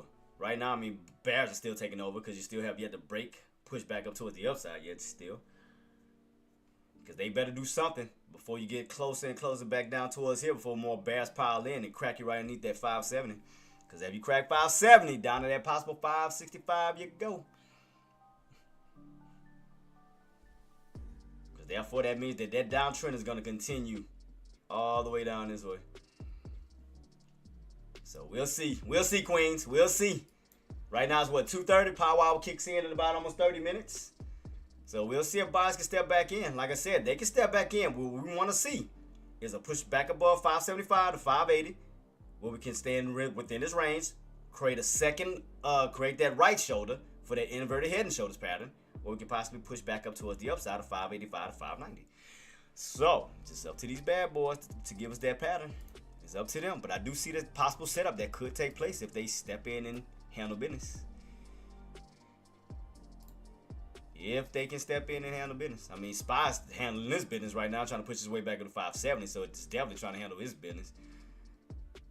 But I also do see a big ass possible inverted cup and handle as well too on SPY. I do see a big old inverted cup and handle pattern that could be setting up too. I do see that. I definitely see a big old cup and a possible handle. I do see that. I do see that, bad boy.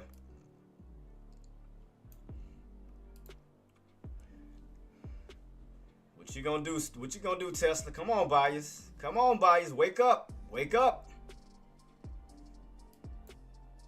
See, they need to get that push above 572.50. That'll get them right above that first indicator to get the ball rocking and rolling. Because as long as you stay underneath those indicators, all these indicators are gonna weigh you down. They're gonna go against you.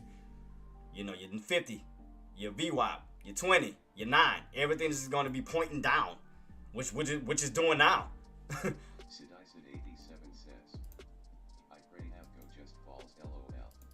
I mean, like I said, we could see more. Like I said, Donald Trump will be speaking in the Oval Office at 4 o'clock. So I mean, we could see more. It's a possibility on what we know what take place. I mean, anything is possible. So I mean, he will be speaking at 4. So anything is possible. We'll see. Right now, you're just still going sideways. You're still in between this range. Still, that still hasn't made a major move up nor down yet. You know, in this $5 range between 75 and 70, which is just kind of in the middle. So, and that'll be what, 72.50-ish, somewhere like that. I think 72.50, something like that in that mid area of this little channel. I think 72.50. So if I make a duplicate copy, bam, 72.50. Let me see, 72.50. Make that white dotted 2. Put that for like a little mid area for right now, for the moment. Until this bad boy makes a true decision on what the hell it want to do between these two price points. So keep that on watch. So that's why you need to break above 270-250. So you can get on the upper portion of that channel and start focusing the pushback towards 575. Now, as long as you stay underneath that 270-250, then you'll be in between the bottom portion, between that price point back down to 270. So that's why getting above that price point is definitely important. Because again, if we get back above 270-250, that'll also put you above the 9 EMA. Right now, you're underneath it. Right now, that 9 EMA is dragging you the hell down right now until you can break back above it. So, we'll see, Queens. We'll see. We'll see. Buyers ain't started waking up yet. Not yet. Not yet. I mean, you only moved damn near $2 if you think about it. $2 back and forth. From 570, 572. 572.50. That's really all you've been doing. There go the queen. There go the queen. There she go. Love you too, mama. Starting to learn it. Starting to learn some Spanish. Starting to learn my Spanish. Shout out to her for helping me with that.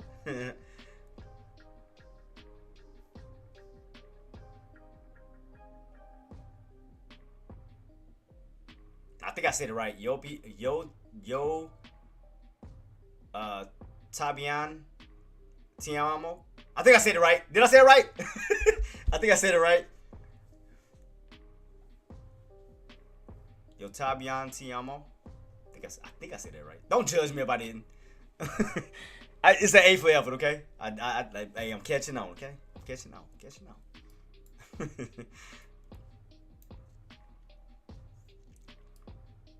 So you see how he's still getting rejected? See how he's kind of making an arc?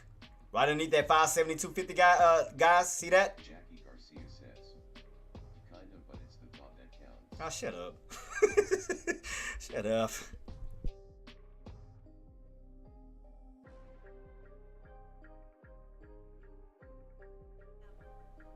Let me see if I can say it. I'm trying to say it right. Yo te amo.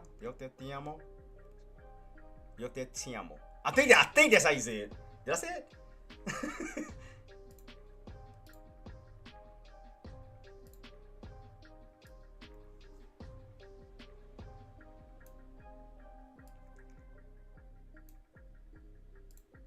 See right here, guys? You're arcing. Right here, you're arcing. See that? 572.50. See how you're arcing right underneath that price point? Making that H pattern? Because you can't break above that price point. See that?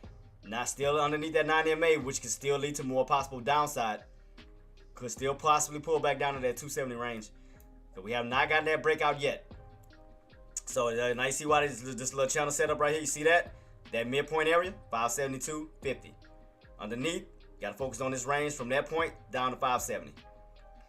So there you go. So right now, there you go. There go the arc. There go that arc. Back down. That's why you got to pay close attention to those price points very carefully. So that's why it's easy to read them. Once you start to break down those little price points and look in between it, look right here. Bam. 572.50. Back down to what? 570.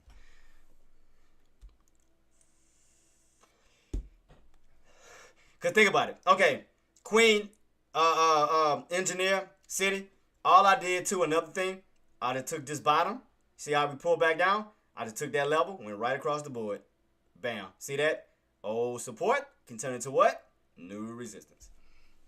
Bam. Easy to read. See? Once you start to understand your candles and price points, it's just kind of easy to read it. Easy to read it.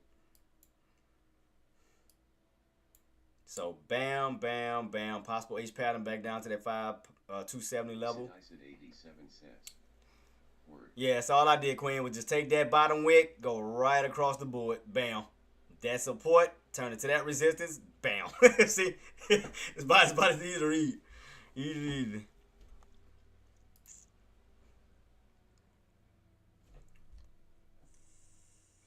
So from this point, still no go for the buyers yet. So just let you guys know, still no point. Still nothing yet as far as buying.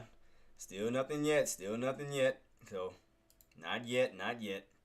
Still looking weak. SPY could be setting up for an inverted cup and handle pattern right underneath that 570. That can be your cup right here. 570 resistance for a handle right back down. Keep that on watch. If you do crack that 578, you will feel that gap fill all the way down towards that 565 level to 564, which will give you some type of possible trend line bounce. So, in other words, you still have room to still possibly come down. So, Tesla, you crack that 570, we could find our way down to 565, down to possible 560. Still a possibility. So, because buyers still have not yet to step in yet. Not yet. Bad boy, still looking hella weak. Just look like it's trying to set itself up for that next leg on down. Looking like they're trying to set up these bull traps right here for that possible next yank carpet pull, rug pull.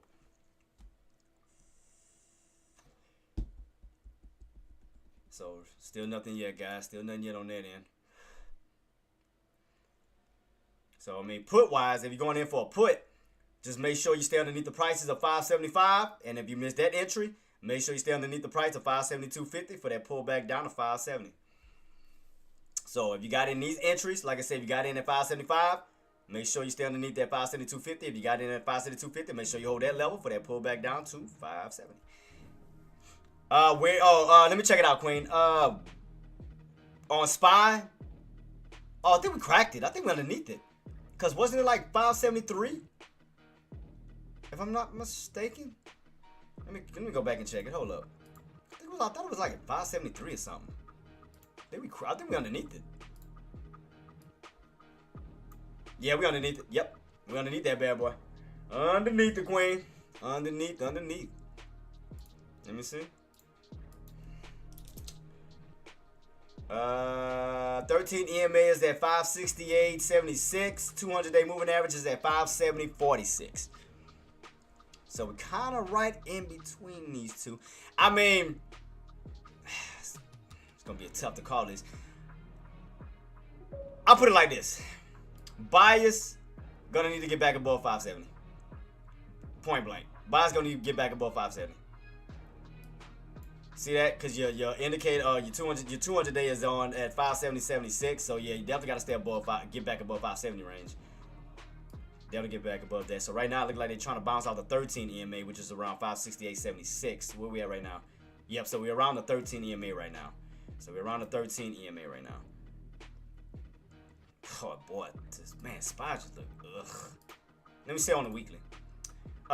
Weekly, you're still bouncing on top of the 50 SMA, but you're underneath the 13 EMA. 13 EMA on the weekly is at 581.72, and the 50 is at 62.19. I mean, look, the weekly look way more cleaner than the damn daily. Daily look just horrible. You go back to the weekly look like just so nice and neat and readable. it's just looks so much cleaner. So much cleaner.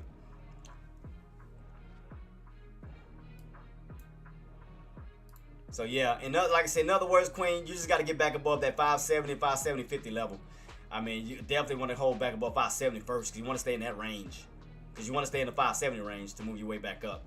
So you definitely want to get back into the 570s. But right now, you're underneath it, so we already know the majority of bears may be moving into 570, try to utilize that. So that will give you an inverted cup and handle pattern, especially if you can't break back above 570, even 570, 50. Can't break above that 570 range, you could see that handle forming right here for a pull right back down. So beware of that. Definitely be aware of that. Where you could crack and come right back down this way towards that 564 level. It's a possibility. Tesla, like I said, guys, if you got in, entries was around 275 to 270, 250. Make sure that you stay underneath that, especially if you got in that 570, 250 for that pull right back down to 270.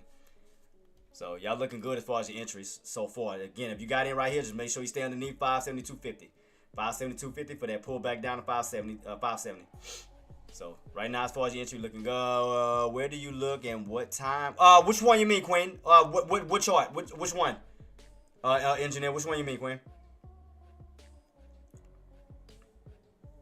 You said where do I look and what time frame? Like, what you mean? Where did I look? Like, look at what? Cause this one, like I said, 200. That was at stockchart.com. Stockchart.com. I just went to that website. I can see. I mean, that's all I went to. I got it saved in my notes, so I just go to SPY. I already got it saved, and bam, it automatically comes up. And I mean, I can see the link. You know, I'll see the link. So in case any of y'all need it, I'll send it to y'all. But yeah, I just looked at that. And then normally it looks almost the same as your TOS, because your TOS, that's your 6 month, and then your weekly, I have my 5-year chart that almost looks very identical to it. So that's basically all I use. So my weekly and my daily should almost look identical, very identical to this one right here. Which is why I barely use it, because since they look alike. Oh, okay. Can I get a setup and think of swim? Yeah, so all I did was, as far as my time frame, let me go to my 5-year chart. Where is it? So I use a 5-year chart and a 6-month chart. That's all I do. Let me see if I can find it real quick. Spy. Where's that chart? There we go. So let me make a duplicate copy real quick. Yeah, so all I do is, like, I use a 5-year and a 6-month. So I look at it from a 5-year standpoint. This is my 5-year right here, still using the same indicators, 13, 50, 200. And then I'll switch it over using the same indicators to a 6-month. So right here is a 5-year week. And then I go down to this one to a 6-month date. So that's all I do. See? Look at the same indicators. See how we looking, how we holding up from a 6-month standpoint. And from a, 6 month, you're cracking all your indicators. If you go to a 5-year standpoint, which you can see it a little bit better, you're holding on at 50. See, it's look almost the same as stockcharts.com. So if I go back to stockcharts.com, it should look very identical. So if I go back to the weekly, it should look very identical. See that? Should look very identical. See the bounce? See that? Looks very identical to that bad boy. Oh, the reason why you don't see the 13, I ain't put it. My bad. So if I go to, should be the same, almost the same area. Yep. See that? See my 5 years? The same as that weekly. Same exact look. See that? So I like using the 5-year more. It just looks like I said, it sets up a little bit neater where I can read it a little bit better. You know, as far as the overall look, you know, that's what I use it for. So I mean, I get a more of a clear reading on it. That's why I like kind of using the 5-year more than a 6-month. But yeah, that's all I do. I mean, I just analyze, you know, my 5 years. Sometimes I may go to 6 months every now and then, but this is what I look at. So right now you done lost the 13 EMA. Now you down towards, even if I take all this off, you can still see it. So if I remove all of this real quick, see that? So we were on the 13 EMA since 2023. Yes. So once we got that bounce and we got that recovery on 2022, we started to recover, get right back on top of the 13 EMA, stay between the 13 EMA and 50. since 2023 all the way to 2025. So this will be the key area that we need to keep our eyes peeled on. So we want to see a 50 bounce. We want to bounce off that 50 and reclaim that 13 EMA. See how we did this before, how we fell down to that 50 moving average, and then we want to reclaim the 13 EMA and continue the uptrend on up. That's what we want to see. We don't want to lose that 50 EMA because that'll put you in this gap fill between that and that.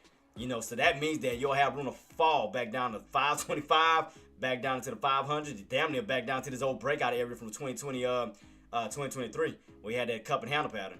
So that's what you want to avoid. You want to avoid falling all the way back down to these ranges where that cup and handle pattern first formed at. So that's why we need to stay on top of these two specific indicators to hold us upright for the rest of 2025. Because what we don't want to see is a repeat of 2022, where you ran up towards that 480. That's where that pullback began. That was the year 2022. That was 480. I remember that specifically. 480. 480. Yeah, so 480 is where we got that pullback in 2022. Then we wound up recovering from the 360s, 380 levels. So we went on like $100 20 drop, something like that, and then wound up recovering back up 120, which gave you a cup and handle. So the second area that we needed to break out before the 480 was 460. Because trust me, I remember all of this like it wasn't nothing. So if I put 460, you're gonna see where that handle was at. So if I put 460, that was right before the breakout. Yep, right here. See? So we fell from 480. Then bam, got that little pullback from 460, then broke above 460, 480, then you went on that cup and handle breakout. So I remember those prices. I remember those specifically. I remember that because that's what caused the cup and handle pattern breakout, and we went on this 2-year uptrend. But like I said, if we lose that, that 50, we could possibly be seeing a repeat of what?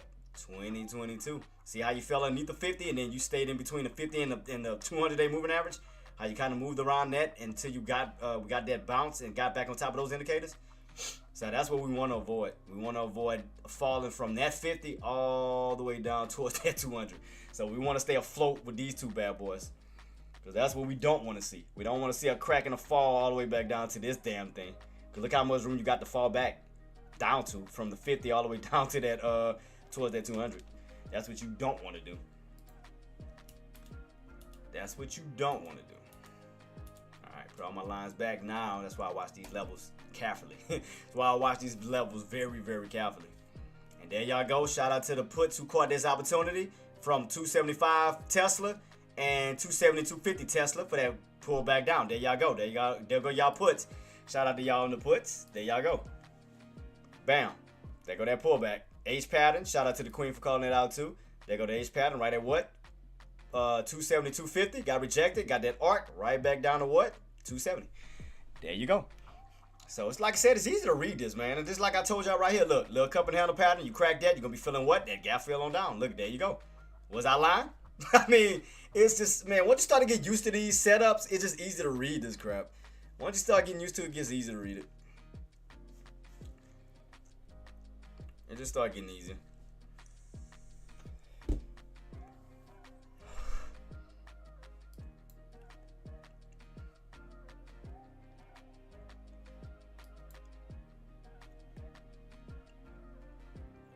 Now, the question is, once we fill up this gap, and I told y'all we may pull all the way back down to that trend line. I told y'all we may, like I said, once you crack that 568, it's going to possibly fill that gap all the way down to 565, down to 564, right where that trend line is at. So look at this. Right where that trend line is at. 565, 564, like right in this little level. I told y'all. Tesla was 285 this morning, now 270, that's 15. Hell no, it ain't. Well, if you go back yesterday, engineer, and count it from 290 down to that level, that's pretty much almost a $20 drop. That's $20 if you think about it. So if you think about those tops going into today, that's 290. I mean, I know it's 291, but I like to round it. 290 all the way down to 270, that's $20. If you crack 270 down to 260, think about it, Queen. Think about it. Think about that amount of money that Tesla is pulling back from 290 down to 270. Again, right there, that's $20 alone. 265, $25. 260, $30. SPY, same exact thing. 276 to 266, $10. You know, I mean, it's just easy to count that. Look where you at, 267. From 276 to 266, $10. $10. That's how I look at them. Cause that's how, I mean, cause if you think about it, that's how you can bank on that.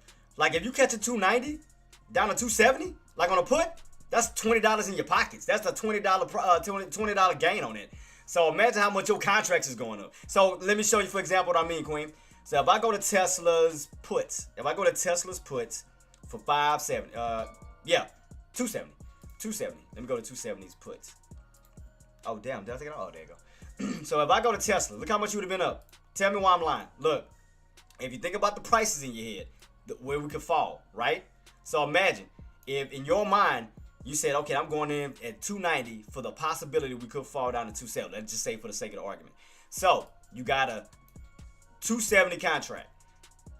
You got in at that top. So that top, this bottoms on Tesla was your tops right here, 290.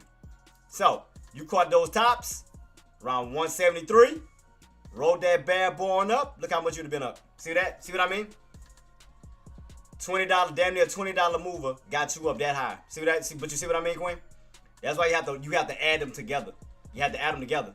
I mean, yeah, today, yeah, we fell from 85 to $15 drop. But if you add yesterday's top to this, that's 25. I mean, that's $20 drop. That's how much money you would have been making, because you would have got in yesterday's contract, which started yesterday, into today. So that would have counted for yesterday's tops, which is 290, down to 270. $20 run. Now you're going from $1 to now $7. See what I mean? So I like reading. That's why I like reading from the long standpoint, from a bigger standpoint, where you can definitely see. You know, that's why I do that.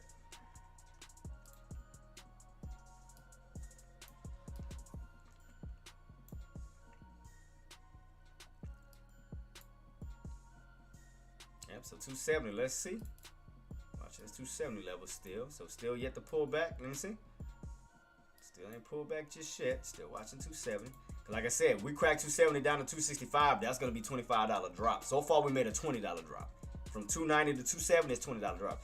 So let's just say, okay, we dropped down low enough where it's easy for you to buy in. So all you got to do is put it in reverse. So, okay, say for instance, 270 was the hold, right? And you got in at the lows of 270 and it ripped back up to 290. That's $20 up. Just like you rolled it down, you ride that bad boy on up. So $20 drop, $20 pop. So that's how I look at it. I like to look at it from a longer standpoint. Well, I mean, that's why I was watching that 270. That's what I was trying to see. But the buyers didn't step in just yet, because I was trying to make sure that level was going to hold as we push back up. So that's why I was trying to play off of that. That's what I was trying to go for, but I probably was getting in a little too early, so that's why I broke even and just still waiting on the setup. So instead of taking a loss, I broke even, be patient about it, wait for the setups, for the next opportunities.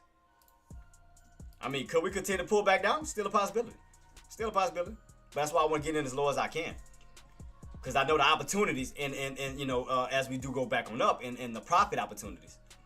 So I mean, you already seen the profit opportunities from the tops back down to the bottoms, which you would have made a nice movement on. You didn't have to worry about a day trade. You could have just been sitting back, coasting, just watching this bad boy set up. Just lay back. That's just like with SPY. SPY was what? 576 down to, like I said, if you would have understood your price points, you already knew what these lows was. Right here, 568. So if you would have got a SPY contract at 568 strike price, let's just say, from yesterday, let's just say you would have caught those tops. You would have took a risk right at these tops because we didn't break out. And you would have got a contract, let's say we use today's contract. We said today's. Today's the 26th, right? 26. And you would have got a 568 contract. 568 contract. Let me see where it's at. 568, right. Am I looking at this right? 568? Why don't look right? Yeah, 568, right? Oh, no. I'm sorry. I'm thinking about puts. I mean puts, not calls. Dummy. Talk about me. I was looking at it backwards. I'm sorry. I was looking at it all types of backwards. I was looking at calls instead of puts. I'm sorry. I was wondering why. I was like, why they only right? All right, look. My fault. My bad on that one. I was looking at the calls instead of puts. But all right, look right here, Queen. So now imagine you would have got in at 5, let's say 76, and you was betting. You was betting on it to go down to 568, back down to these floors. Let's just say. So let's go back to, I got 576 right. Yeah, 568. Go back to the puts. You had loads of just this one contract. You would have had what 6 cents to get in, and that bad boy ran up. So you see what I mean? By just trying to understand the prices, by calculating it like to a T. So let me use another one. Let me move up a little bit. So let's say you wasn't betting on it to go all the way down to 68. Let's say you was betting on it to go down. Let's say 70. Let's say 70. You was betting to go on down to 70. $6 drop. You'd have been up on that one from 12 cents up to almost 300 to $3 because you was betting on it to go down to 70. Let's say you want to play it a little bit safer. Let's say, all right, I wanted to see if we're gonna crack 75. So 75 would have put you at 79 cents and shot you all the way up to almost $8. But you see what I mean? Once you started to identify where the price is at or resistance is, right, these levels, could have took a risk on that for that possible move back down, because it would have blew past your strike price, which you would have been gaining a lot more. But yeah, once you start to understand those prices, play off of them. That's what I do. That's why I was watching this 570. So I'm like, okay, if 570 don't hold, then we can pull back even lower. So cool. I mean, the lower they go, the better for me. As far as on a buying opportunity. So that's all I'm doing is watching these levels. Okay, we do crack this 570. How much lower could we go? So all I'm doing is looking at Tesla on the other side. So we crack 570. We do feel this gap down. That's where? Around 560. 560 level.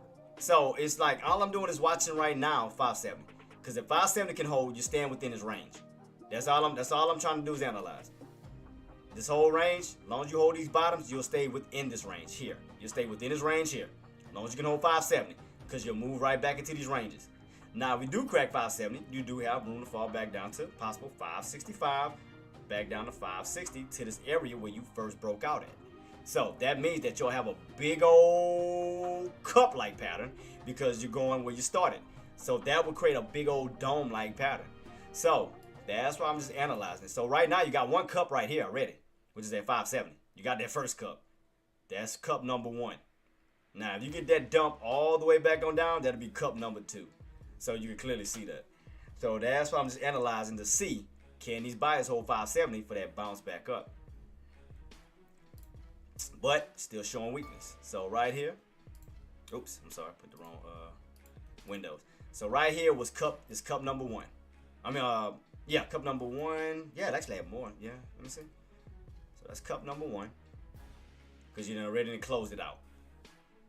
And then from that point, you'll have these bottoms. Let me see, we started off at like almost around this little level here.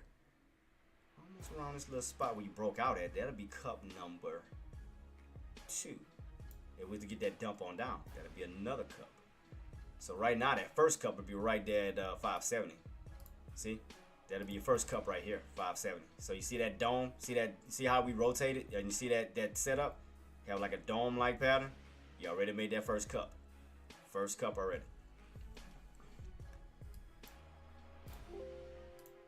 So that's all I'm doing is watching. Because again, you crack that floor, so much room to fall to cover all of this on the downside. All these green candles up can possibly be red candles down. All you're doing is making a big old green to red move back this way. So that's why I'm just watching these levels. And like I said, for my puts, if you're already in at 572.50 and 575, what you want to see is a crack at that 570 as you go back down towards this way. 565, damn near the 560, because that'll put you back down to these areas here before the breakout. Right here in these levels. That'll put you back down this little, somewhat as a little channel.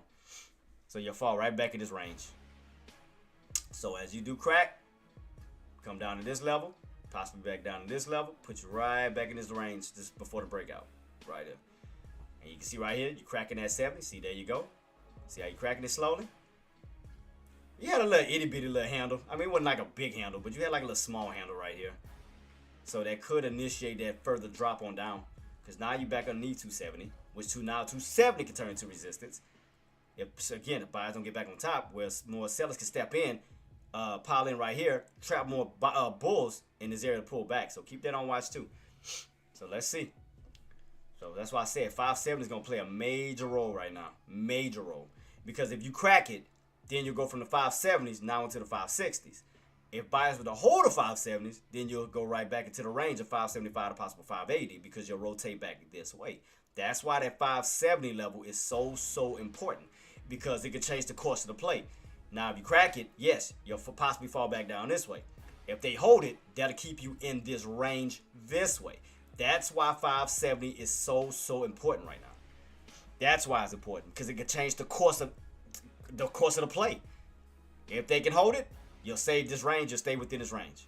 If they crack it, then you just fall back down because you done fell out of this range here, going back down into another range. That's why those levels are so important.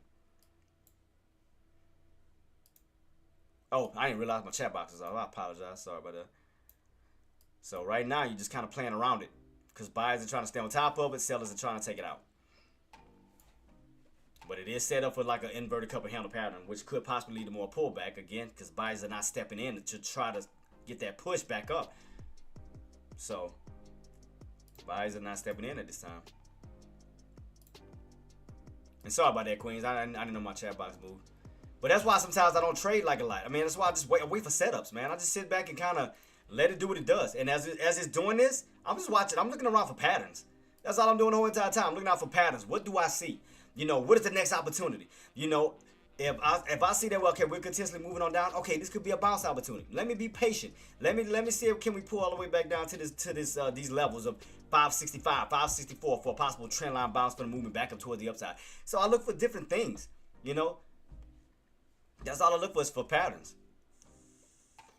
Now, granted, I missed this one because I wasn't here, but I definitely would have possibly went for a triple top. Definitely would have went for a triple top on that one. Because all I would have, you know what I would have did on that? All I would have did was just take my chart, flipped it upside down, same price point, to make sure that level was going to hold.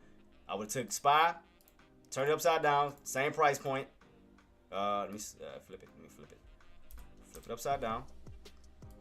Put that same level. What was that? 76.22. So let me take all this off real quick. Let me see something. 15 minutes. All right, so let me just utilize this one real quick. Let me just use this one real quick. So let me put it to that price point. So that means your triple top was your triple bottoms on your puts. So that means 576.22. Put that in green. Support. So right here, see that? See, if you would have looked at it from a put standpoint, that triple top would have been your triple bottom on your puts for that nice U-shaped move on up. See that? See what I mean? How you got to look out for these patterns, these setups. So triple top would have been a triple bottom on your puts for a good entry to move that bad boy right back on up. See that?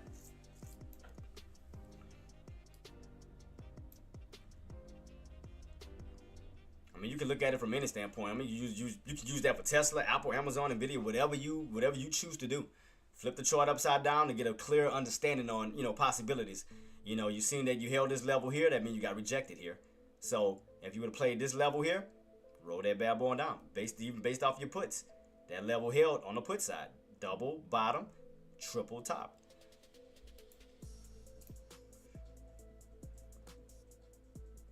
Man, I wish I was here. Oh man, I would have been on this bad boy. Oh, me and T both missed that one. We both missed that one. That's why the only thing I'm trying to do right now, okay, figure out, okay, what's the next opportunity on this, you know, as tomorrow rolls in. What could I be expecting? What could we be doing? You know, that's the only thing I'm doing now because, you know, tops is missed. Tops is going. I can't worry about that right now. So now I have to see what's going to happen between this range here. even with SPY. What can happen between as we come back down to these levels, you know? Could buy step in and we stay in the range for a move back up, you know, where you do have room to fall down towards that 565, this area here, you know? So let's see how accurate that level is. I mean, we have pulled back down towards it and bounced. I'm just trying to see how accurate it is on the, even on the resistance side, to see can we utilize that for support as we pull back down this way. Let's see on how accurate is that level. I'm gonna have to move it over some more. I can't even still see it. So as we pull back down this way, like what areas did buyers step in at? So I see 62, I see 64 back up to 70. So let me see, because I know we got a gap to fill. I mean, for sure. We got a gap to fill this way, which will put you around 565 to 564, because that'll put you around that trend line.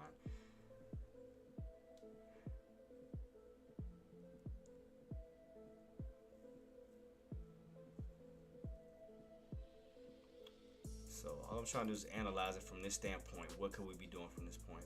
I mean, the only thing I can go off of right now is still like a cup. I mean, it's still a cup that can lead to more downside.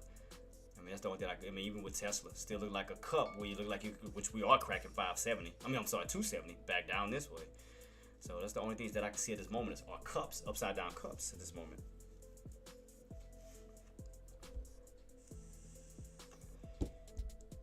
All right, so how many of my traders got in for the Tesla put opportunity? How many got in around the price points that I talked about? How many got in around 275? How many got in around 270, 250? How many got in and riding this bad boy down? Like I told y'all, if y'all got in at 270, 250, make sure you stay underneath that. That stays in resistance for a further pullback down from 570, 250 down to 570. There you go. On that note, so let's see. Right now, that bad boy is still pulling. Still pulling with room to still possibly pull back down. As long as you stay underneath 570, you got room to still fall back down to this range. So still, because what I'm trying to do is I'm trying to analyze these bottoms as it's pulling back. So that's what I'm doing right now. So I'm just trying to analyze all the bottoms from SPY, Tesla, all of them. Just trying to figure out as we pull back, like, you know, will we have a possible bouncing opportunity or will we see more pullback opportunity for the rest of the week? So that's what I'm just trying to analyze, trying to figure out from this point. You know, more pullback opportunities or more, you know, bounce opportunity. Right now, SPY look like it can fall back down to that 565 level. Just gonna be honest with you, because you have cracked that trend line. The only way that they can save face on that, if they get back above 570. I'm just gonna be honest with you. That's the only thing that I see. I mean, you can see it right here clearly, because you already cracked the trend line. See right here? So far with SPY, you already cracked the trend line. So that's why they need to get back on top of 570, where they can turn that back into a floor. But now you're falling underneath that floor and cracking that trend line with possible room to fall back down towards that 565. Now y'all see it? When you have room to fall back down to that level, 565, due to the crack of the trend line, due to the crack of that 570 level, where that's no longer holding up as a floor for a possible move back down even this way. So, I mean, right there's kind of giving you an indication what we could be expecting even rolling into tomorrow, as long as you stay underneath 570. Now, if buys do so happen to step in 570, it is a slight chance that we could reverse back up, but they have to get back on top of 570. They have to get back on. They have to get this candle to close back this way, where you can flip and get back on top of that trend line and that price point for a possible continuation that way. But right now, you're pulling back down still. What you got, engineer? How do you find tomorrow's red? Just based off of the setup, because of the price points that you need to hold going into tomorrow. Because you can see right here, if they would hold 570, you know, turn resistance right here into support, then you could push up tomorrow. But look what happened. You fell right back underneath that same resistance area. So the only way to look for a possible upside tomorrow, if right now this candle, if those buyers can get back above 570, flip that candle back on top of that trend line, then you'll have more of a possibility to move back up towards the upside. But right now, it's due to the fact that you cracked underneath it, which again, that floor is gone, with possible room to fall back down to this old breakout area, which is around 565. So right now, you're cracking the trend line, going from the bullish side of things to now the bearish side. So you can clearly see the setup. You can clearly see that, the possibility where it could go, and then you're underneath all your indicators. until again buyers can step back in and get above 570, because if they do, that's gonna put you back above the 20. That's gonna put you back above the 9 EMA. So that can save. They can save the play if they get back above that price point. Tesla setup. Let me see. So for Tesla, let's see. Tesla still got some of this inverted head and shoulders. I'm not inverted. Well, it does have an inverted, but a couple handle pattern. What Tesla needs to do, because you're still above all your indicators, would need to get back above 270, 50-ish range, back up towards that way. Because again, you gotta stay these floors. That's the thing. See, they gotta stay within this range. See how you stay in this little range right here? That was around what, 570, 76. When you stay in this little range, you kind of navigate it back and forth until you cracked it and fail. Say they need to hold that range, which is going to be around that 570, 76. To instead of falling out of that range, you'll break out of that range, and then that'll be a downtrend breakout, because you still have a bull flag pattern set up on Tesla, and you also still have a possible cup and handle pattern set up for a possible downtrend breakout within this little space right here, where you can break out. As long as they can get back above that 270 range, they can stay within this little wedge for a possible squeeze back on up toward the upside. So that's why holding these floors matter. Holding these floors matter, because it can benefit the next day and the day after. So if they can get those candles to flip, back above that 570, 573 level right here, especially above that, because that'll help even more if they get back above that candle's close. This green candle, engulfing candle right here, which was around 573.89. If they get back above that, they can utilize that for tomorrow to catapult back on up, because they can take that close, utilize that for support to push its way back up towards the upside. But right now, you're underneath all those key levels. See, that's the only thing. You're pulling back still. That's the only thing. You're still pulling back. So we still haven't got those bounces yet. If they can recover these levels, that'll help them going into tomorrow and Friday for a possible squeeze towards the upside, where you can break out of the downtrend setup. So that's why those price points matters. Because that 573.89, that's that candle's close right here. That 570.76, that's that floor here. So you see when we were in that channel, they did utilize that candle area, that close. See how they stayed on top of it? They bounced, but we didn't get the breakout, because that's when we were bearish still. See, this is what they need to regain again. They need to get back in this channel. So instead of having a crack down, we could go for a possible breakout. So that's what they need to do. So it's still time for them to still do it. Still time, but they just need to reclaim all these levels. They need to reclaim these two specific levels to flip the script and push it back up towards the upside. But you see, you fell underneath that candle's close, you're underneath it, and you're back underneath that channel's floor. See that? You're back underneath it. So now that floor is turning to resistance, which is leading to more pullback. So by closing, they need to at least get back on top of these two specific price points. So that's why I'm saying you gotta just see, can these buy step in. I mean, even towards Power Hour, to see can buy step in on SPY and Tesla. Other than that, we'll just continuously keep pulling back. We'll keep continuously pulling back, where SPY will fill that gap fill right here, all the way down to 566, 565, damn near down there to that 564 level. So if they can't hold those levels of 568 to 570, you're gonna just get that further pullback down. Gonna get a further pullback down. So do expect the same thing with Tesla, where you'll crack that 270 back down to possible 265. Excuse me. So that's why those price points matter. That's why. So I told you, when I do deep dives into certain areas, I do deep dives, because I look for the better opportunity. I look for the better opportunities, especially if I want a successful swing trade. Because once you start to identify yourself with patterns like this, where tops are located, where bottoms are located, but you see, once you start to identify these areas, look how many times you go for swing trades. Look at this. Bounces, bam, bounces, bam, bounces, bam. Look at that. Rejection, pull right back down. All you did was rotate all the way up, and you're coming all the way back down. Thank you so much, boss. Yeah, Power Hour, Lone Wolf. Thank you so much, boss. Hey, Lone Wolf, did you I hit you up? Did you reach out to me? Cause that for the session, right? if I'm not mistaken. Check your DM on your Tradecaster and check the Patreon. Tradecaster and Patreon.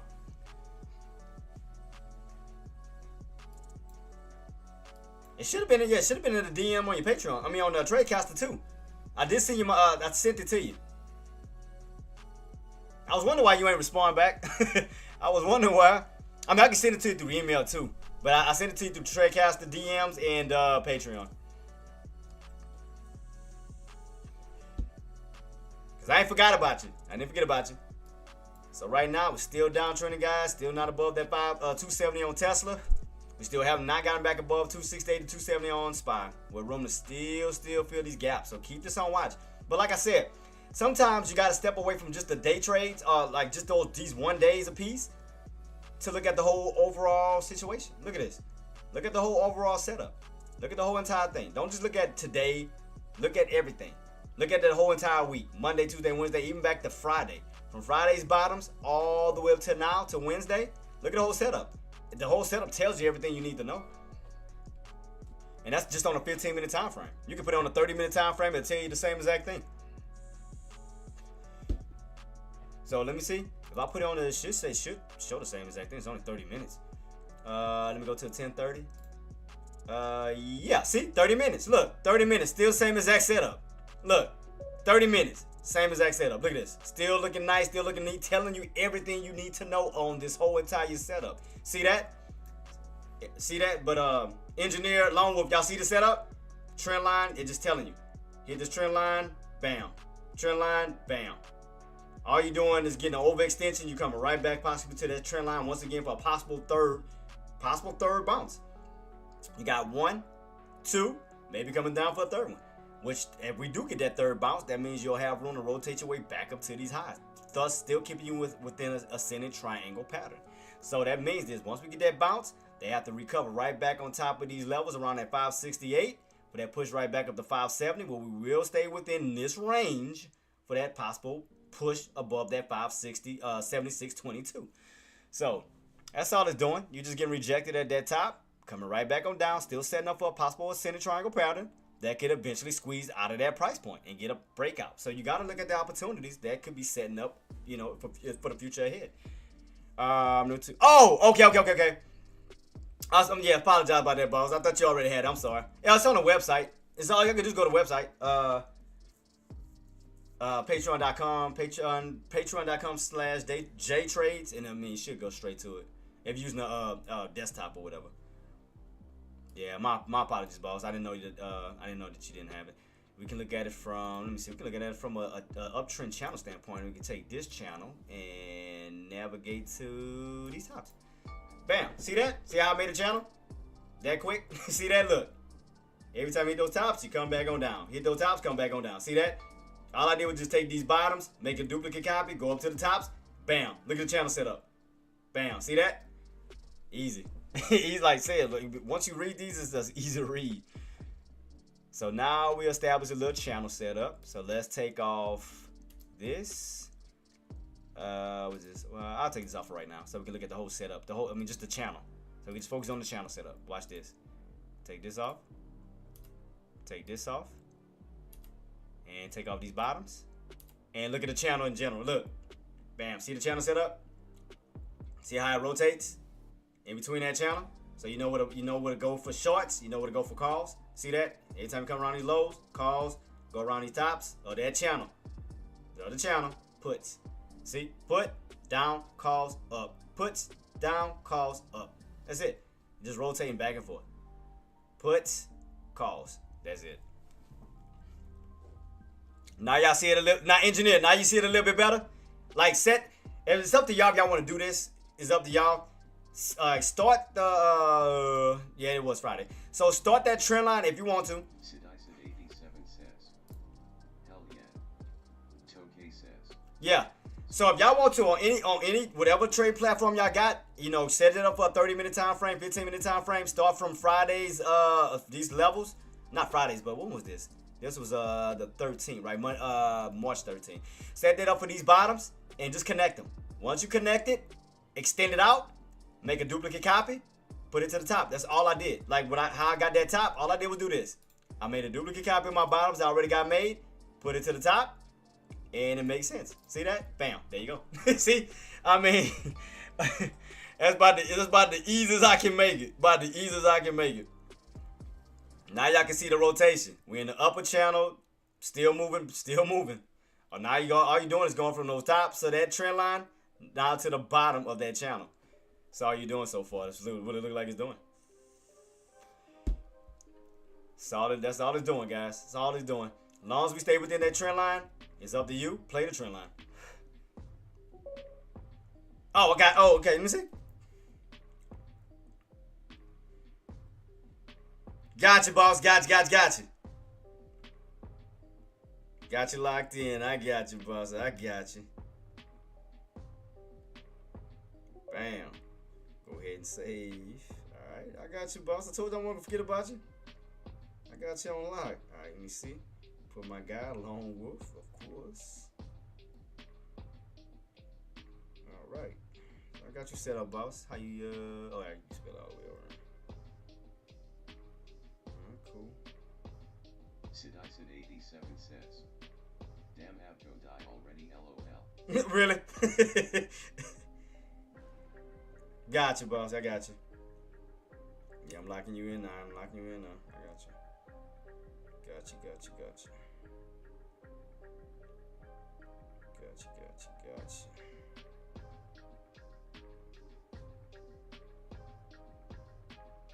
All right, boss. Let's make it happen. I got you in. Come on now. Save. Oh, there we go. I got it. I was wondering what the hell it was doing. Got you, boss. So, now we see how SPY's setting up. Now we see what SPY's doing. Now, for my Tesla traders, let's see. Because I know it'll go probably be a little different. Let me see what I can do with Tesla. So, I can see it from SPY's standpoint. So, let's see how we can see it from... I love Procter and Gamble calls when the market is red. Yeah, so let me see. Oh, that's what I was waiting on, Queen. That's why I was waiting on pullbacks. That's why I said I was trying to play those bottoms. That's why I was watching that fight. Well, for Tesla for sure, I was watching that... I was watching the 270 level. 270. I don't know why I was getting brain for. That's why I just couldn't think right now. What's the set on? Oh, 10 day. Let me go to a 30. That's probably why I can't see the crap. Let me go to a 30. See what I can see on Tesla's setup. 30. Alright, let me try to utilize what I can. Let me clear this off. Take all this off. Alright, let's see what Tesla could be doing. It's almost the same exact setup. So let me see what these bottoms is doing. Let's see. How can I figure this out? I might have to use these instead of the other ones. Let me see. I'm just trying to put the piece of the puzzle together for Tesla. I'm just trying to, because I know I can't use the whole thing for right now. Because it ain't gonna look right. It's not gonna give me a straight. Let me see something. Hold up. I'm gonna have to stretch it out a little bit. Let me see. Cause them bottoms ain't gonna match. Just to think about it. So I'm trying to figure out how this damn thing is setting up. That's why I was trying to match it.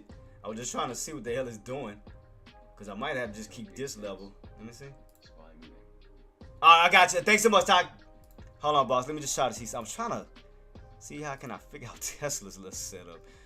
See, it's too straight. I don't like that. I don't like when it's looking like when it's just kind of straight. That don't look right. That's why I was like, I ain't like that. So I might just have to use this side. I might just have to use this way.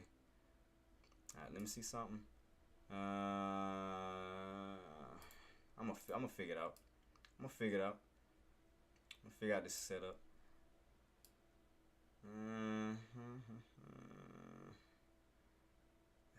I know it's not gonna be perfect right now till I go back and fix it.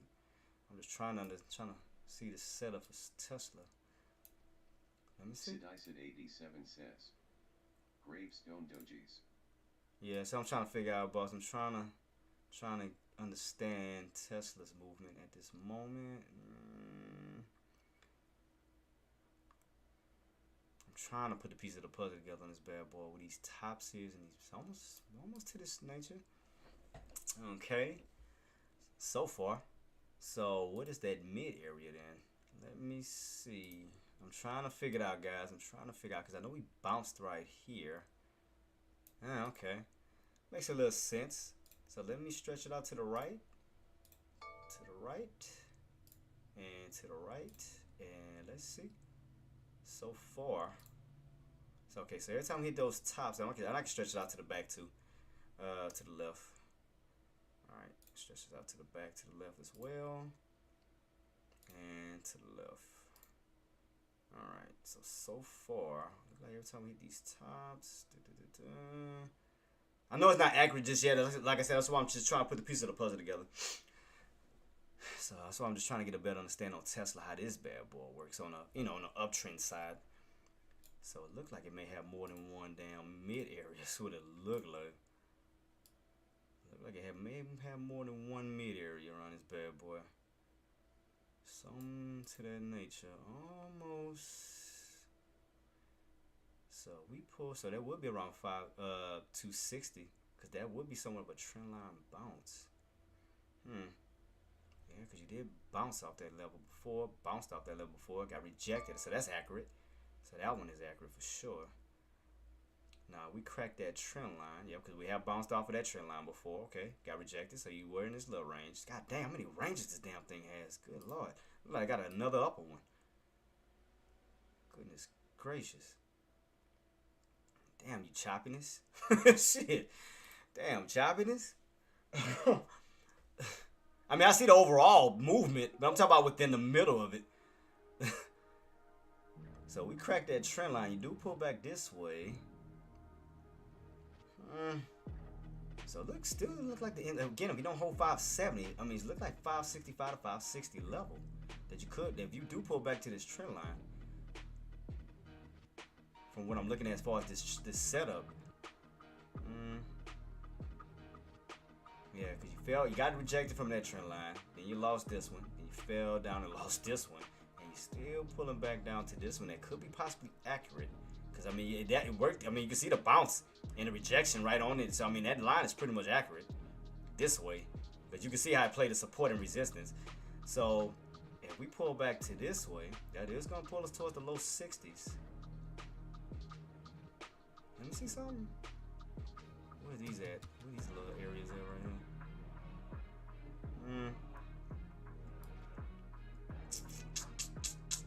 Where are these areas at?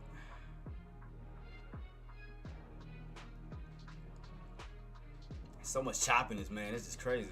It's just, I was trying to utilize this bounce, like try to look at these bottoms and try to see what, like, where it played as resistance and support. Got so much damn choppiness in this crap. Like, goodness. Man, let me see. I'm gonna go back a little bit further. Nope, because they all went up from that point. I was trying to utilize these bottoms somewhere. Like right in the area where we can play as support and resistance as we fall back this way. What price point is that? That was 60 right here, so this is 60. So 65 is right here. So this is what 65 is at. So I can see what 65 acted as a resistance. So let me see. Was that at 65? Right here. So I can see what acted as resistance underneath 65. And we are pulling back to 65. It's going to be somewhere in this little area. It's going to be somewhere as we get lower and lower towards those low 60s. Because right now we're at 68. And we're still pulling back down this way. So right here, I can see we had some resistance back in the past. We ran up to 65, got rejected. Ran up to 65, rejected. So I wonder, can we use 65? Someone in that bracket for a possible bouncing opportunity, maybe? And I see some lows this way, which was around 60. What the hell is this? 62? 65, 62 in that low range? So I'm basing off of this in the 65 level. Yeah, it's just so much choppiness right here. It's like, good. I can see where the resistance is. Like I said, right around 65 to 62. And as we go this way, can we utilize those levels for that possible bounce, like a trend line bounce, this way? Kind of pull back down, utilize those two trend line, or like those areas for a possible bounce back up. I mean, it looks not accurate. I'm gonna keep this on watch around those levels. Around 65, 62-ish level. I'm gonna keep that on watch to see as we pull back. Okay, let me put a spot. Oh shit, did I change the chart to on it? My bad, guys. My fault. I gotta put it back to normal. Alright, put it back to normal. Sorry about that. My apologies. I was trying to figure it out as we pull back. I was trying to figure out where those lows was gonna be. Spot drops into close. I suspect.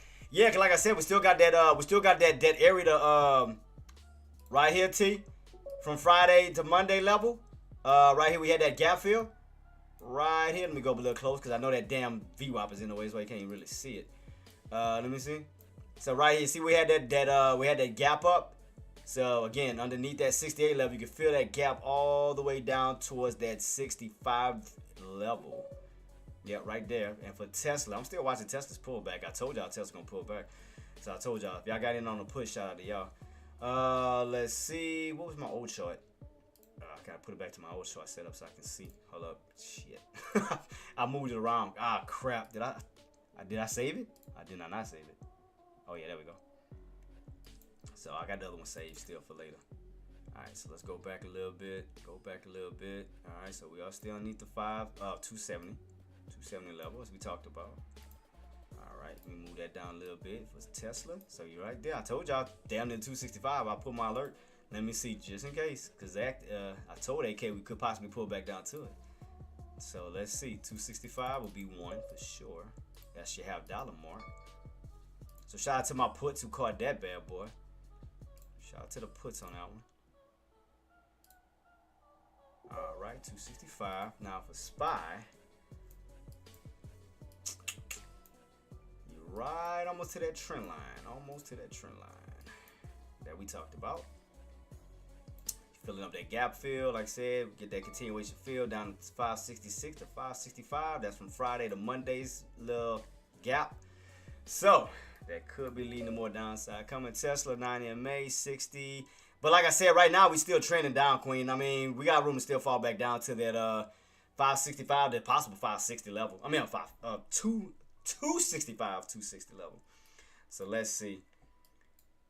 Yeah, so still got room to possibly fall back down. We will be covering up that old breakout level. Right here, we have those two engulfing candles where you look like you're feeding on down off of them. Back down this way. So that means we could pull back down to 260. 260. So it's still a possibility because, I mean, right now, puts you still winning. So again, if y'all got in around that 272 level I called out, 272.50, 275 level, shout out to y'all. So y'all got that still going for y'all. Y'all still looking good on that one. And I bet none of y'all took no damn puts. And I told y'all where to get in at. I bet ain't nobody took no puts.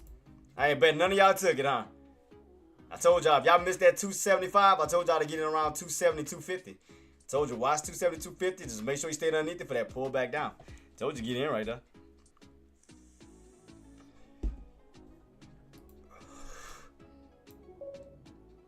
I was on call, not put. Oh, on what? On Tesla?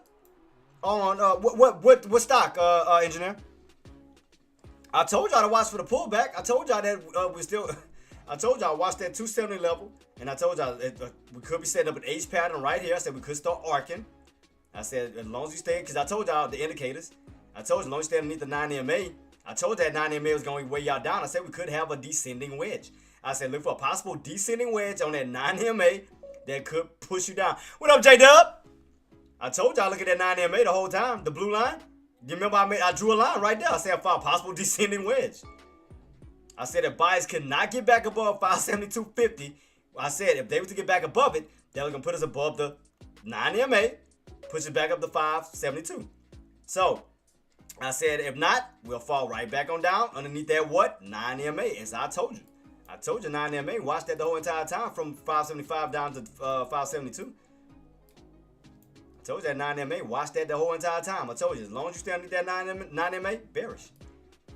I screamed that out the whole entire time. I said, watch it, Queen. I told you.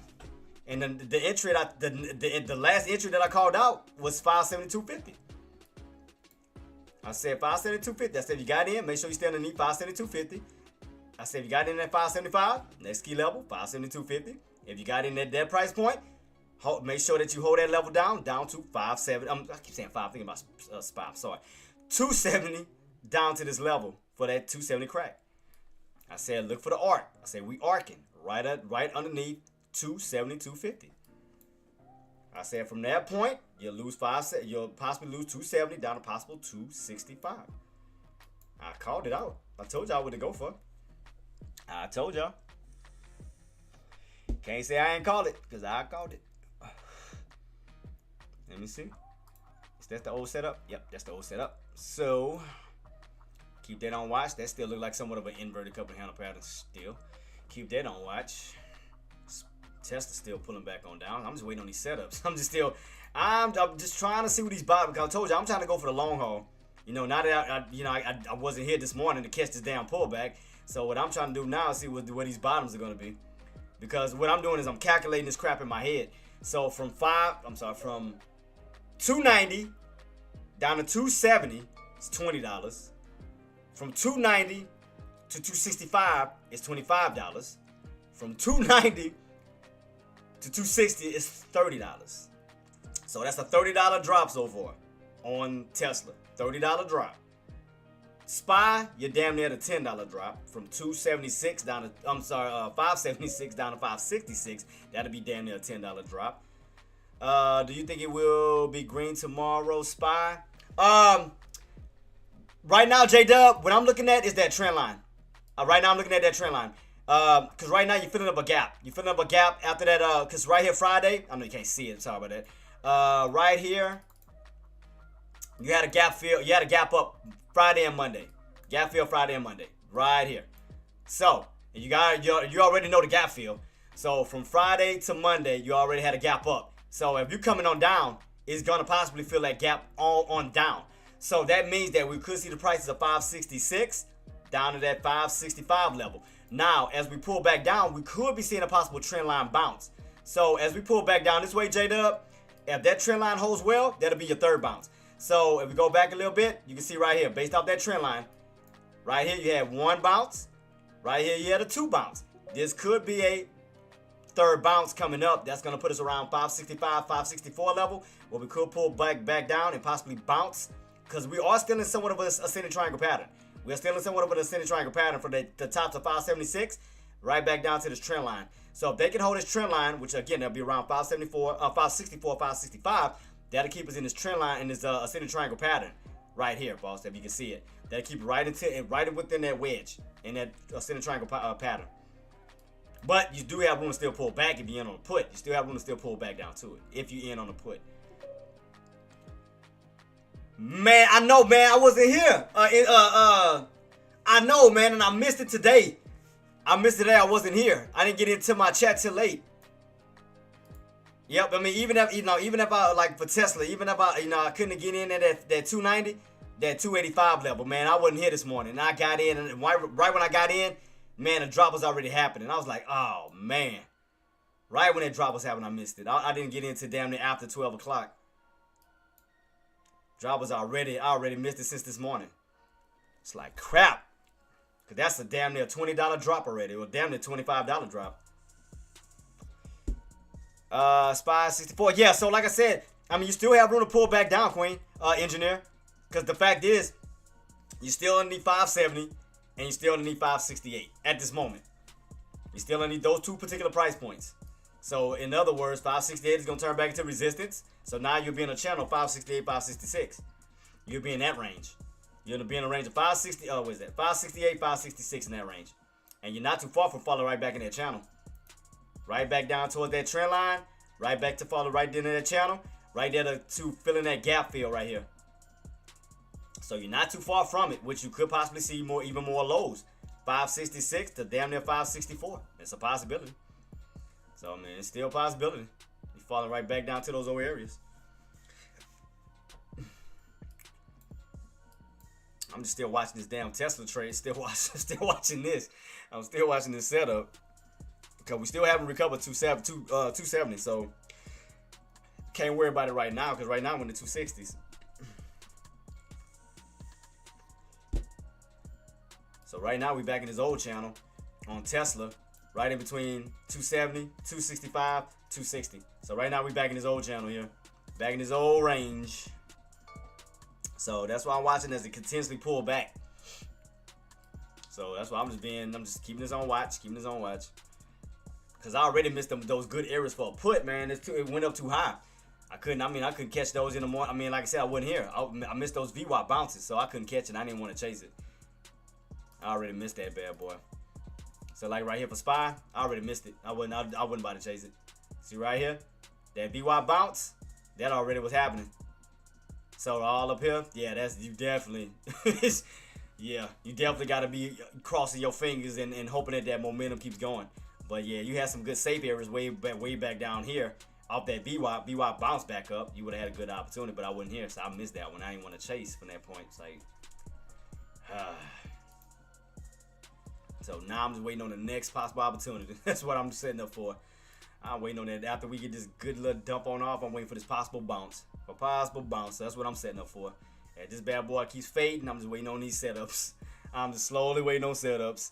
Because especially if buy you step back in and you go from the 260s back up towards the 270, 280s, I mean, we talking about $10, $20 movers back up. So that's why I'm just sitting here just trying to get everything, just watching this carefully. To see can we get that reversal back up in due time. We start to move back up. So all I'm doing is trying to set myself up for good possible opportunities. I mean, even with SPY. SPY, look, you can catch a trend line bounce. When you go from that from these levels back on up towards the 570s. I mean, it's a possibility. Good opportunities. Wait, engineer, Active wasn't giving y'all no heads up? Active wasn't giving y'all no heads up as far as the entries and shit? I'm surprised. Yeah, I mean, right here, you double top. I'm surprised he ain't call that out in his live on SPY. Not double top, triple top. You got a triple top right here on SPY. 1, 2, 3, triple top, pull right back down. I'm surprised he didn't call it. I'm shocked on that. I wasn't here. Like I said, I would have called it, but I wasn't here. How low did we go? Damn it, did AK win? How low did we go? No, he said 267. I said 266. Yeah, so, he still ain't win. He still ain't win. No, Active has not live, no alert. Oh, okay. But engineer, the triple tops queen, that definitely would, and like I said, I got that new setup now that you can see that setup way better now. So right here, if I go to this one, you can clearly see the setup now way better. Look, based off of this little channel setup, bam. See how it rotates in between that channel? There go your setup. That uptrend setup. Wow. So, y'all wanna look at it from this standpoint, or y'all want me to put it back to the other one? Y'all like it from this one, this setup, or what? Wait, I got a bottom. Let's see. What area do we need to crack? Look like they got another area right in this little area I see right here where you bounced. Like right. Yeah, like a little bounce right here. And then like you crack that trend line with room to fall back down to this one. That's what it looked like. But you can kind of see where it bounced at, then you ran right back up to this top one, and then you came right back down. That's what it looked like. So let me put the colors. Let me change the colors on it.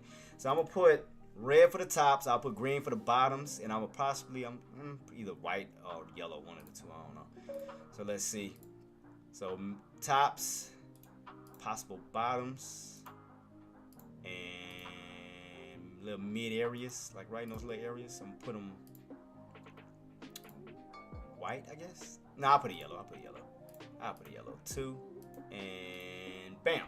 See how easy it is to read now? Tops, puts, bottoms, calls, and then you got your little mid areas. Look like it had more than one though. I can see a little bounce right here too. Look like you had one like right in this little range right here. Let me see. Let me duplicate that one. Like had another one like right about, almost like right in this little range. Like almost right about here.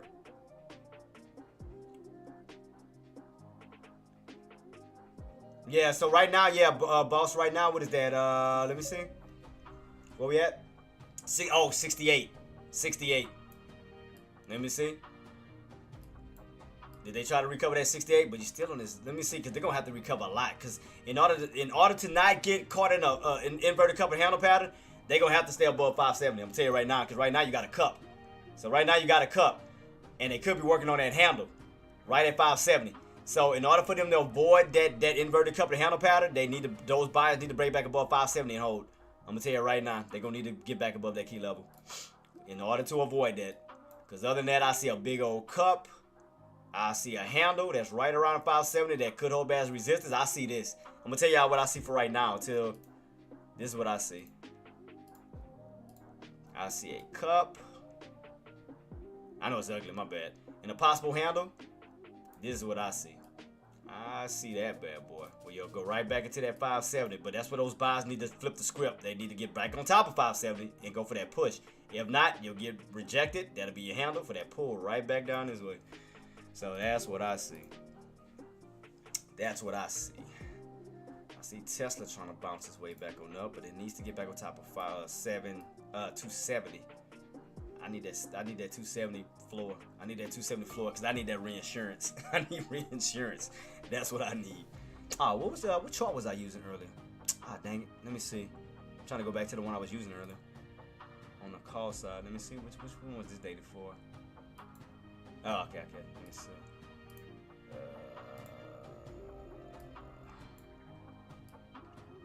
Let me see. Do I see any bottoms on this contract though? I don't see no bottoms on this damn thing. It's still downtrending. Let me see real quick. So it needs to get back above what, 18? 18-ish? Yeah, so it's still not setting up. I'm still not seeing that setup yet on those contracts yet. That's why I haven't jumped in yet. See, we still haven't gotten back above. Like I said, buyers can step back in and get above, and that's back in his range, then I'll be convinced. But right now we out of this range. We underneath that channel, cause now 270 is resistance. That's putting you back in this range here, 270 to 265. So right now we haven't gotten back in that range yet. SPY. Like I said, I'm looking at this cup pattern. It looked like a cup almost. A possible inverted cup and handle pattern. So I'm definitely watching that. That looked like, again, 570 could be resistance where they could make a handle and then pull you right back down. But again, in order to avoid that, that's what I'm saying. Those buyers need to stay on top of 570 to avoid falling back down. So that's the thing. So buyers going to need to step up, stay above that price point, 570. That'll keep you in this range. Because you see, when you stay on top of 570, you got that nice push back up to 576. So if they can stay on top of this floor here, then they can definitely prevent them from getting caught in that inverted cup and handle pattern. So for sure. Because other than that, I see it going up, creating that handle, pulling back down to that 568, and back down this way towards that trend line. That's what I see as of now. But we'll keep it on watch to see on how we're going to close out. We're going to see how we're going to close out because we got about, 13 minutes left? So 13 minutes left, and we got buyers trying to push on 270 on Tesla. So they're trying to step in, slowly trying to step in at the last damn minute, like they always do. Always the last minute. They want to not do something. It never fails. It's always the last minute when the damn bell about to ring. It never fails. They had all this opportunity, but you just been fading. Now you want to jump in damn near 13 minutes till the bell close. Because I know what buyers are trying to do. I know what buyers are trying to do. Buyers are trying to get back in this range before the close. I know what they're trying to do. They're trying to get back. They're trying to get it back above 270 to stay in this range going into tomorrow. I know what they're trying to do. Buyers are trying to get back into that 270 range, 270, 275 range. I know what they're trying to do. Same thing with buyers on SPY. They're trying to get back above 570 range. They're trying to hurry get that last minute push. They're trying to get back. They're trying to get back to these tops. They're trying to get back in these ranges. Tesla trying to get back above 270. They're trying to push at the last minute. They're trying to get in that range. But let's see. I'm gonna keep it on watch, engineer. I'm gonna keep it on watch because they're gonna try to. Because they're trying to hold a range because tomorrow you got jobless claims and you got GDP coming out tomorrow. So they're trying to hold a range going into tomorrow. I know what they're trying to do. They're trying to get right back in this little range right here. See that? 570. I'm sorry, 270, 275. They're trying to stay in this little range. They trying to stay back. They trying to go back into this channel. I know what they're trying to do. See that? They trying to get back in that. Told you. It's just get so. I just get used to that bull crap. You get used to the manipulation. You get used to it. I know what they're doing. They're trying to hold a range. They're trying to hold the range for sure. You're trying to stay within the range before the close. I know what they're doing. Especially on top of 270. They're definitely trying to stay on top of 270 before the close. SPY. Look like SPY may try to stay. Well, look like, I'm going to tell you, if they don't get that 570 breakout, SPY may. And it's a big may. SPY may try to stay in that range of 270, 268. They're going to try to stay in this level. They're going to try to stay in this range here. They're going to try to stay in it. They're going to try to hold a level. They're going to try to hold a level before tomorrow. So there go Tesla want to step in at the last damn minute. Got about 10 minutes left. So let's make sure that they stay above 270. Let's say they stay above 270. Because they're trying to hold a range for tomorrow. Which nothing's wrong with that. You know, I mean, range is good. A range is actually good. But they want to do it all at the last damn minute, though. Last damn minute. So let's make sure they hold. So make sure it's not a bull trap where they get pushed right back underneath 270. So if those bulls are trying to hold this level, they need to close above it. They need to close it by 4 o'clock. They need to close above it by 4 o'clock. Stay within that range. Same thing with SPY. SPY need to stay within this range. Or if they trying to go for that 570, they need to break and hold above it. If they don't, you'll just be in this range between 570 568. So yeah, you see how they trying to set up ranges at the last minute, huh? They trying to set them up all at the last damn minute. All of them trying to do it. In the video too? Is it trying to create a range? Yep, trying to create a range. Trying to hold a 113 level. But more so, Tesla and them trying to stay in this range. See how that bullish value come out of nowhere at the last minute? They trying to hold a range. I just get so used to this manipulations, this bull crap. I get so used to it, man. It just I get used to this crap.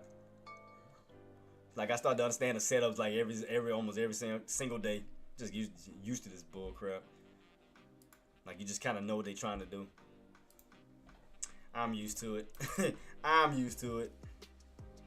So the main thing is Tesla buyers need to close above 270 by 4 o'clock. They need to close above it. Because you see how those bears are trying to keep them underneath it by the close? Same thing with SPY. Bears are trying to keep those buys underneath 570 by the close.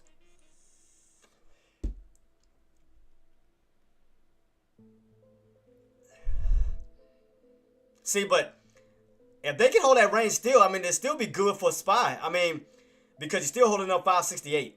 Because you're still be in that range. Because you haven't cracked 568 to pull back down. So they're trying to hold that range. So as long as they can hold that range, I mean, you still have, buys still have opportunity for tomorrow and Friday. Where they can reverse the play back up toward the upside and create like a big U-shape pattern. So as long as they can stay within that range, they should be trying to go for a channel breakout. For a possible little range breakout. Cause right now, SPY successfully got right back above 568. That's good. So right now, that's back in that range. So for Tesla, I'm trying to see if the bad boys gonna try to get back into the 270 range by close. Cause right now they fighting it. They definitely fighting to get in that range. They definitely fighting it. Let me see. I don't think there was no other channel before then. I think that was the range they were setting before. Yep, because that was what, Monday? Yeah, Monday you had that range before that breakout. So let's see. So yeah, they're trying to get back in this range here. See what they're trying to do. See what they're trying to do. What time it is? Let me see. So let me look at these contracts while I'm doing this. Let me see. Matter of fact, oh, I know what I need to check. Hold up. Let me see something on Tesla before the close. Let me see if they got above a certain price point that I needed them to stay on top of. Hold up. Let me double check. Let me double check real quick before I head on out. Hold up, hold up, hold up. Excuse me. Let me see real quick. Let's see. Yep, right above 270. Oh yeah. That range. That 270 to 280 range. Yep. So yeah, if they can stay above 270, yep, they'll be right back in that range. Oh, I see what they're trying to do. Let me see. I see what they're trying to do. I see what them bad boys trying to do. I see exactly what they're trying to set up to do. Let me see. I might have to use. I mean, it'll be a little risk. I mean, I don't care. I mean, I'll just take a little. I mean, go for a little risk if it takes it. Let me see what time it is. Like I said, it just be a little small risk that I'll take though. Let me see. What the lows at was though? 10. Right at 15ish. So right now, let me see 570. Cause I see what they trying to do. mean, I'll take a little risk just to see if they're gonna hold that channel going into tomorrow, just to see. I mean, I'll just give it a little try. Let me see. What's the next candle at? Oh shit. The next 5-minute candle is gonna be in about 10 seconds. 10 seconds. SPY's still in this range. Tesla's getting back in this range. I see what it's doing. So let's see. Next candle coming out in about my 5-minute chart. Let me see. Yep, there we go. I'm gonna use that one. Bump it. I'm gonna just see if it's gonna take it. I'm gonna hold it. Oh, let's see. I told y'all see what they was doing. Let's see. I got the right one, right? Oh yeah, I did get the right one. I was making sure. I thought I had the wrong contract. I was about to say, oh crap. I see what they was doing. I see what they was doing. I see what they was doing. See what they was doing. I'm keep it on watch. Let's see. I'll take a little swag at it. Oh, JW say our boy 568 calls for tomorrow. If we get back above 570, would it be smart to hold? I mean, cause okay, right now you're in this range. You're in this range. Between 570 and you got in at 568, right? So the main focus is as long as you hold that 5, as long as you hold 568, you'll be in this range right here, back and forth. Cause the main thing that we need to break out, man, I'm looking good. But I knew it. I knew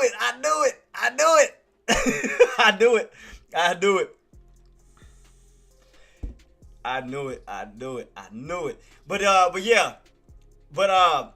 J-Dub, as long as you can hold this range, it may be setting up for a possible channel breakout. So what needs to happen going into tomorrow, we need to see a break above that 570 level. That'll put us back in this range here. Because that'll put you basically back in the 570 bracket. Because you want to come out of the 560 brackets, now back into the 570 brackets, where we're focused on keeping, focus on the 570 range. Focus on the 570 range. So that's what you want. But right now, yeah, like I said, as long as you hold 568, hold that key level, those bottoms, look for that possible push back up toward that 570 range. But we want to see a breakout above 570, put us back in this range here. That's what we want to see going into tomorrow and Friday, boss. But you can put a small stop loss. Let me see, 568. Because let me see, back down 560. That'll be what, $2? $2 back down. Because they still ain't feel that gap up yet. I mean, on the downside yet still. So you're still holding this floor of 568 still. So buyers definitely held that back up. Ooh, engineer. Oh man, that's crazy. That's crazy. So let's see. I could have caught me, see. Yeah, it's crazy. And look what they doing. 570. 570. So what they need to break above is 572.50 for that push at the 575. I mean, I'm 275. I keep saying 5. Damn, SPY. 275. I knew they was going to try something at the last minute. I knew that was coming. I knew it was coming. But like I said, for my SPY traders, make sure you hold 568. Make sure you stay within this range for that push right back up to 570. Get us back in this portion here of 570 to 576. For Tesla, from 270, we need to get back above 275 because we need to get back in that range of 275 to 280. So that's the main thing too, because we want to get back, especially engineer. I know you in it. You want to get back above 275, but we can turn that 275 back into a floor for that push back up to 280, and so forth. So that's what you want. That's what you want. I knew they was gonna do something at the last minute. I knew they was gonna do something at the last damn minute. I knew it. I knew they were gonna do something at the last minute. I just knew they was gonna do something at the last minute. I knew they was up to something. They was gonna stay in the range. Above 280. No. The lows are 266.50. I said 260. I know it's close to 265. 266.50. Don't even try it. I saw what them lows at on that move. I saw that. Don't even try it. I saw it. I saw it. I caught them lows. I caught them lows. I caught them lows, KK. Caught them lows. Oh, shut up. Be quiet. I can say shut up. Be quiet, engineer. Out of respect. What were the lows? Hold up. What were the lows? 266.50.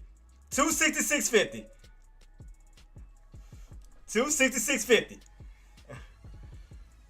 He said 267. He said 267. But nah, shout out to AK though. Hey, I was close.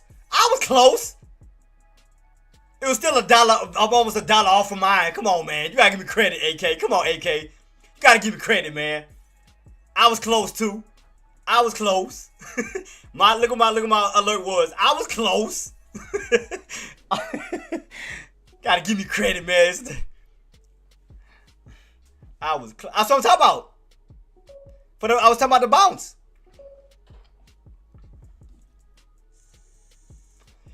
That's why I had my alert, because I said we're gonna go down to some around the low 60s. I alerted that. I said after that, we needed no queen, and you my witness. What did I say after that? I said once we go down to them lows, what do the buyers need to get back on top of? I said 570. I said it. I said get back in this range, 570. Bam. I said it. Nah, but shout out to the GOAT, man. Shout out to AK, because he taught me everything I know. So I learned from the greatest, man. I learned from one of the best, man. Shout out to AK, man. Shout out to AK. That's my guy. Love him to death. I learned from him. I'm just trying to be great like you, AK. I'm just trying to call him, man. I'm getting there. Give me credit. I'm getting there, AK. I'm learning from my guy. He taught me everything, man. Shout out to my dude, man. Love him to death, man. Shout out to AK-47. That's why I love calling it now, because, man, you can ask AK. I used to be one of them scared traders. I didn't know what to do. I didn't know what to call, what to do. But, you know, due to his guidance and everything, man, like I said, he taught me how to be a great trader. And AK, Deck, all of y'all, man, I thank y'all for making me the trader that I am today. So, therefore, I can help other traders. Hoops, you my G2. You already know what time it is. Engineer, that's my other GOATist. So, shout out to y'all. So we already know. Tomorrow, do you think will not be under? Well, like I said, right, Engineer, we're going to be in a range. You're going to be in a range.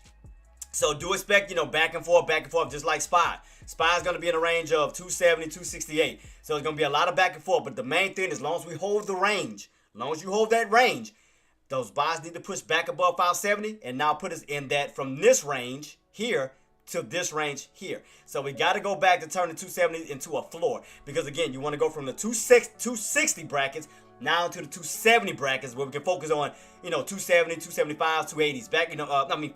5. We can move back into that to the high price point and go for a reversal. Same thing with Tesla. Tesla in the range 275, 270. What we need to happen, we need to see a 275 break where we can go back into the range of 275, 280 bracket. So once we start to pull up to that, then next thing you know, we want to start building our way up. 285, 290, 295, 300s, and so forth. So that's what we want, Queen. But man, no problem at all. But yeah, so right now, both of them are in ranges. Again, you got Tesla, 270, 275. SPY, you got 268, 568, 570. So right now, these bad boys in ranges, setting up tomorrow for the GDP data. And do not forget, guys, we have the initial jobless claims coming out tomorrow. So we have those data coming out. I will be posting that Patreon and Tradecaster. Let me go ahead and give love to everybody before I head on out. Y'all know what time it is, man. Y'all know what time it is. Let me go ahead and give a shout out to. Let me start off on this side. Let me give a shout out to City Talk. Jackie, thanks so much, Queen, for coming through. Insider, that's you on both sides. I think there's some more people that came through, but if you already know, I can't. I'm gonna have to figure out how to create an unlimited thing where I can scroll all the way back up on this damn thing. Other than that, let me go ahead and give a shout out to my day ones. Let me go ahead for my Tradecaster crew. Let me scroll back up, and I do apologize for coming in late today. Do apologize. I'm so sorry. Mike, I see you coming through in the building too, boss. We're gearing up for tomorrow. Y'all know what time it is. So let me go all the way back up. I want to make sure I get everybody. So let me give a shout out to, y'all already know what time it is. Come on, where is it at? Oh, here we go. Let me give a shout out to Thunder, Lone Wolf, Tariq, Engineer, Beautiful Queen, you. Shout out to you. Char Queen, the First Lady of Team Traedz. Shout out to you, my beautiful queen there. Insider, Silverback, AK-47, that's my guy. Salute, the GOAT, the myth, the man, the legend.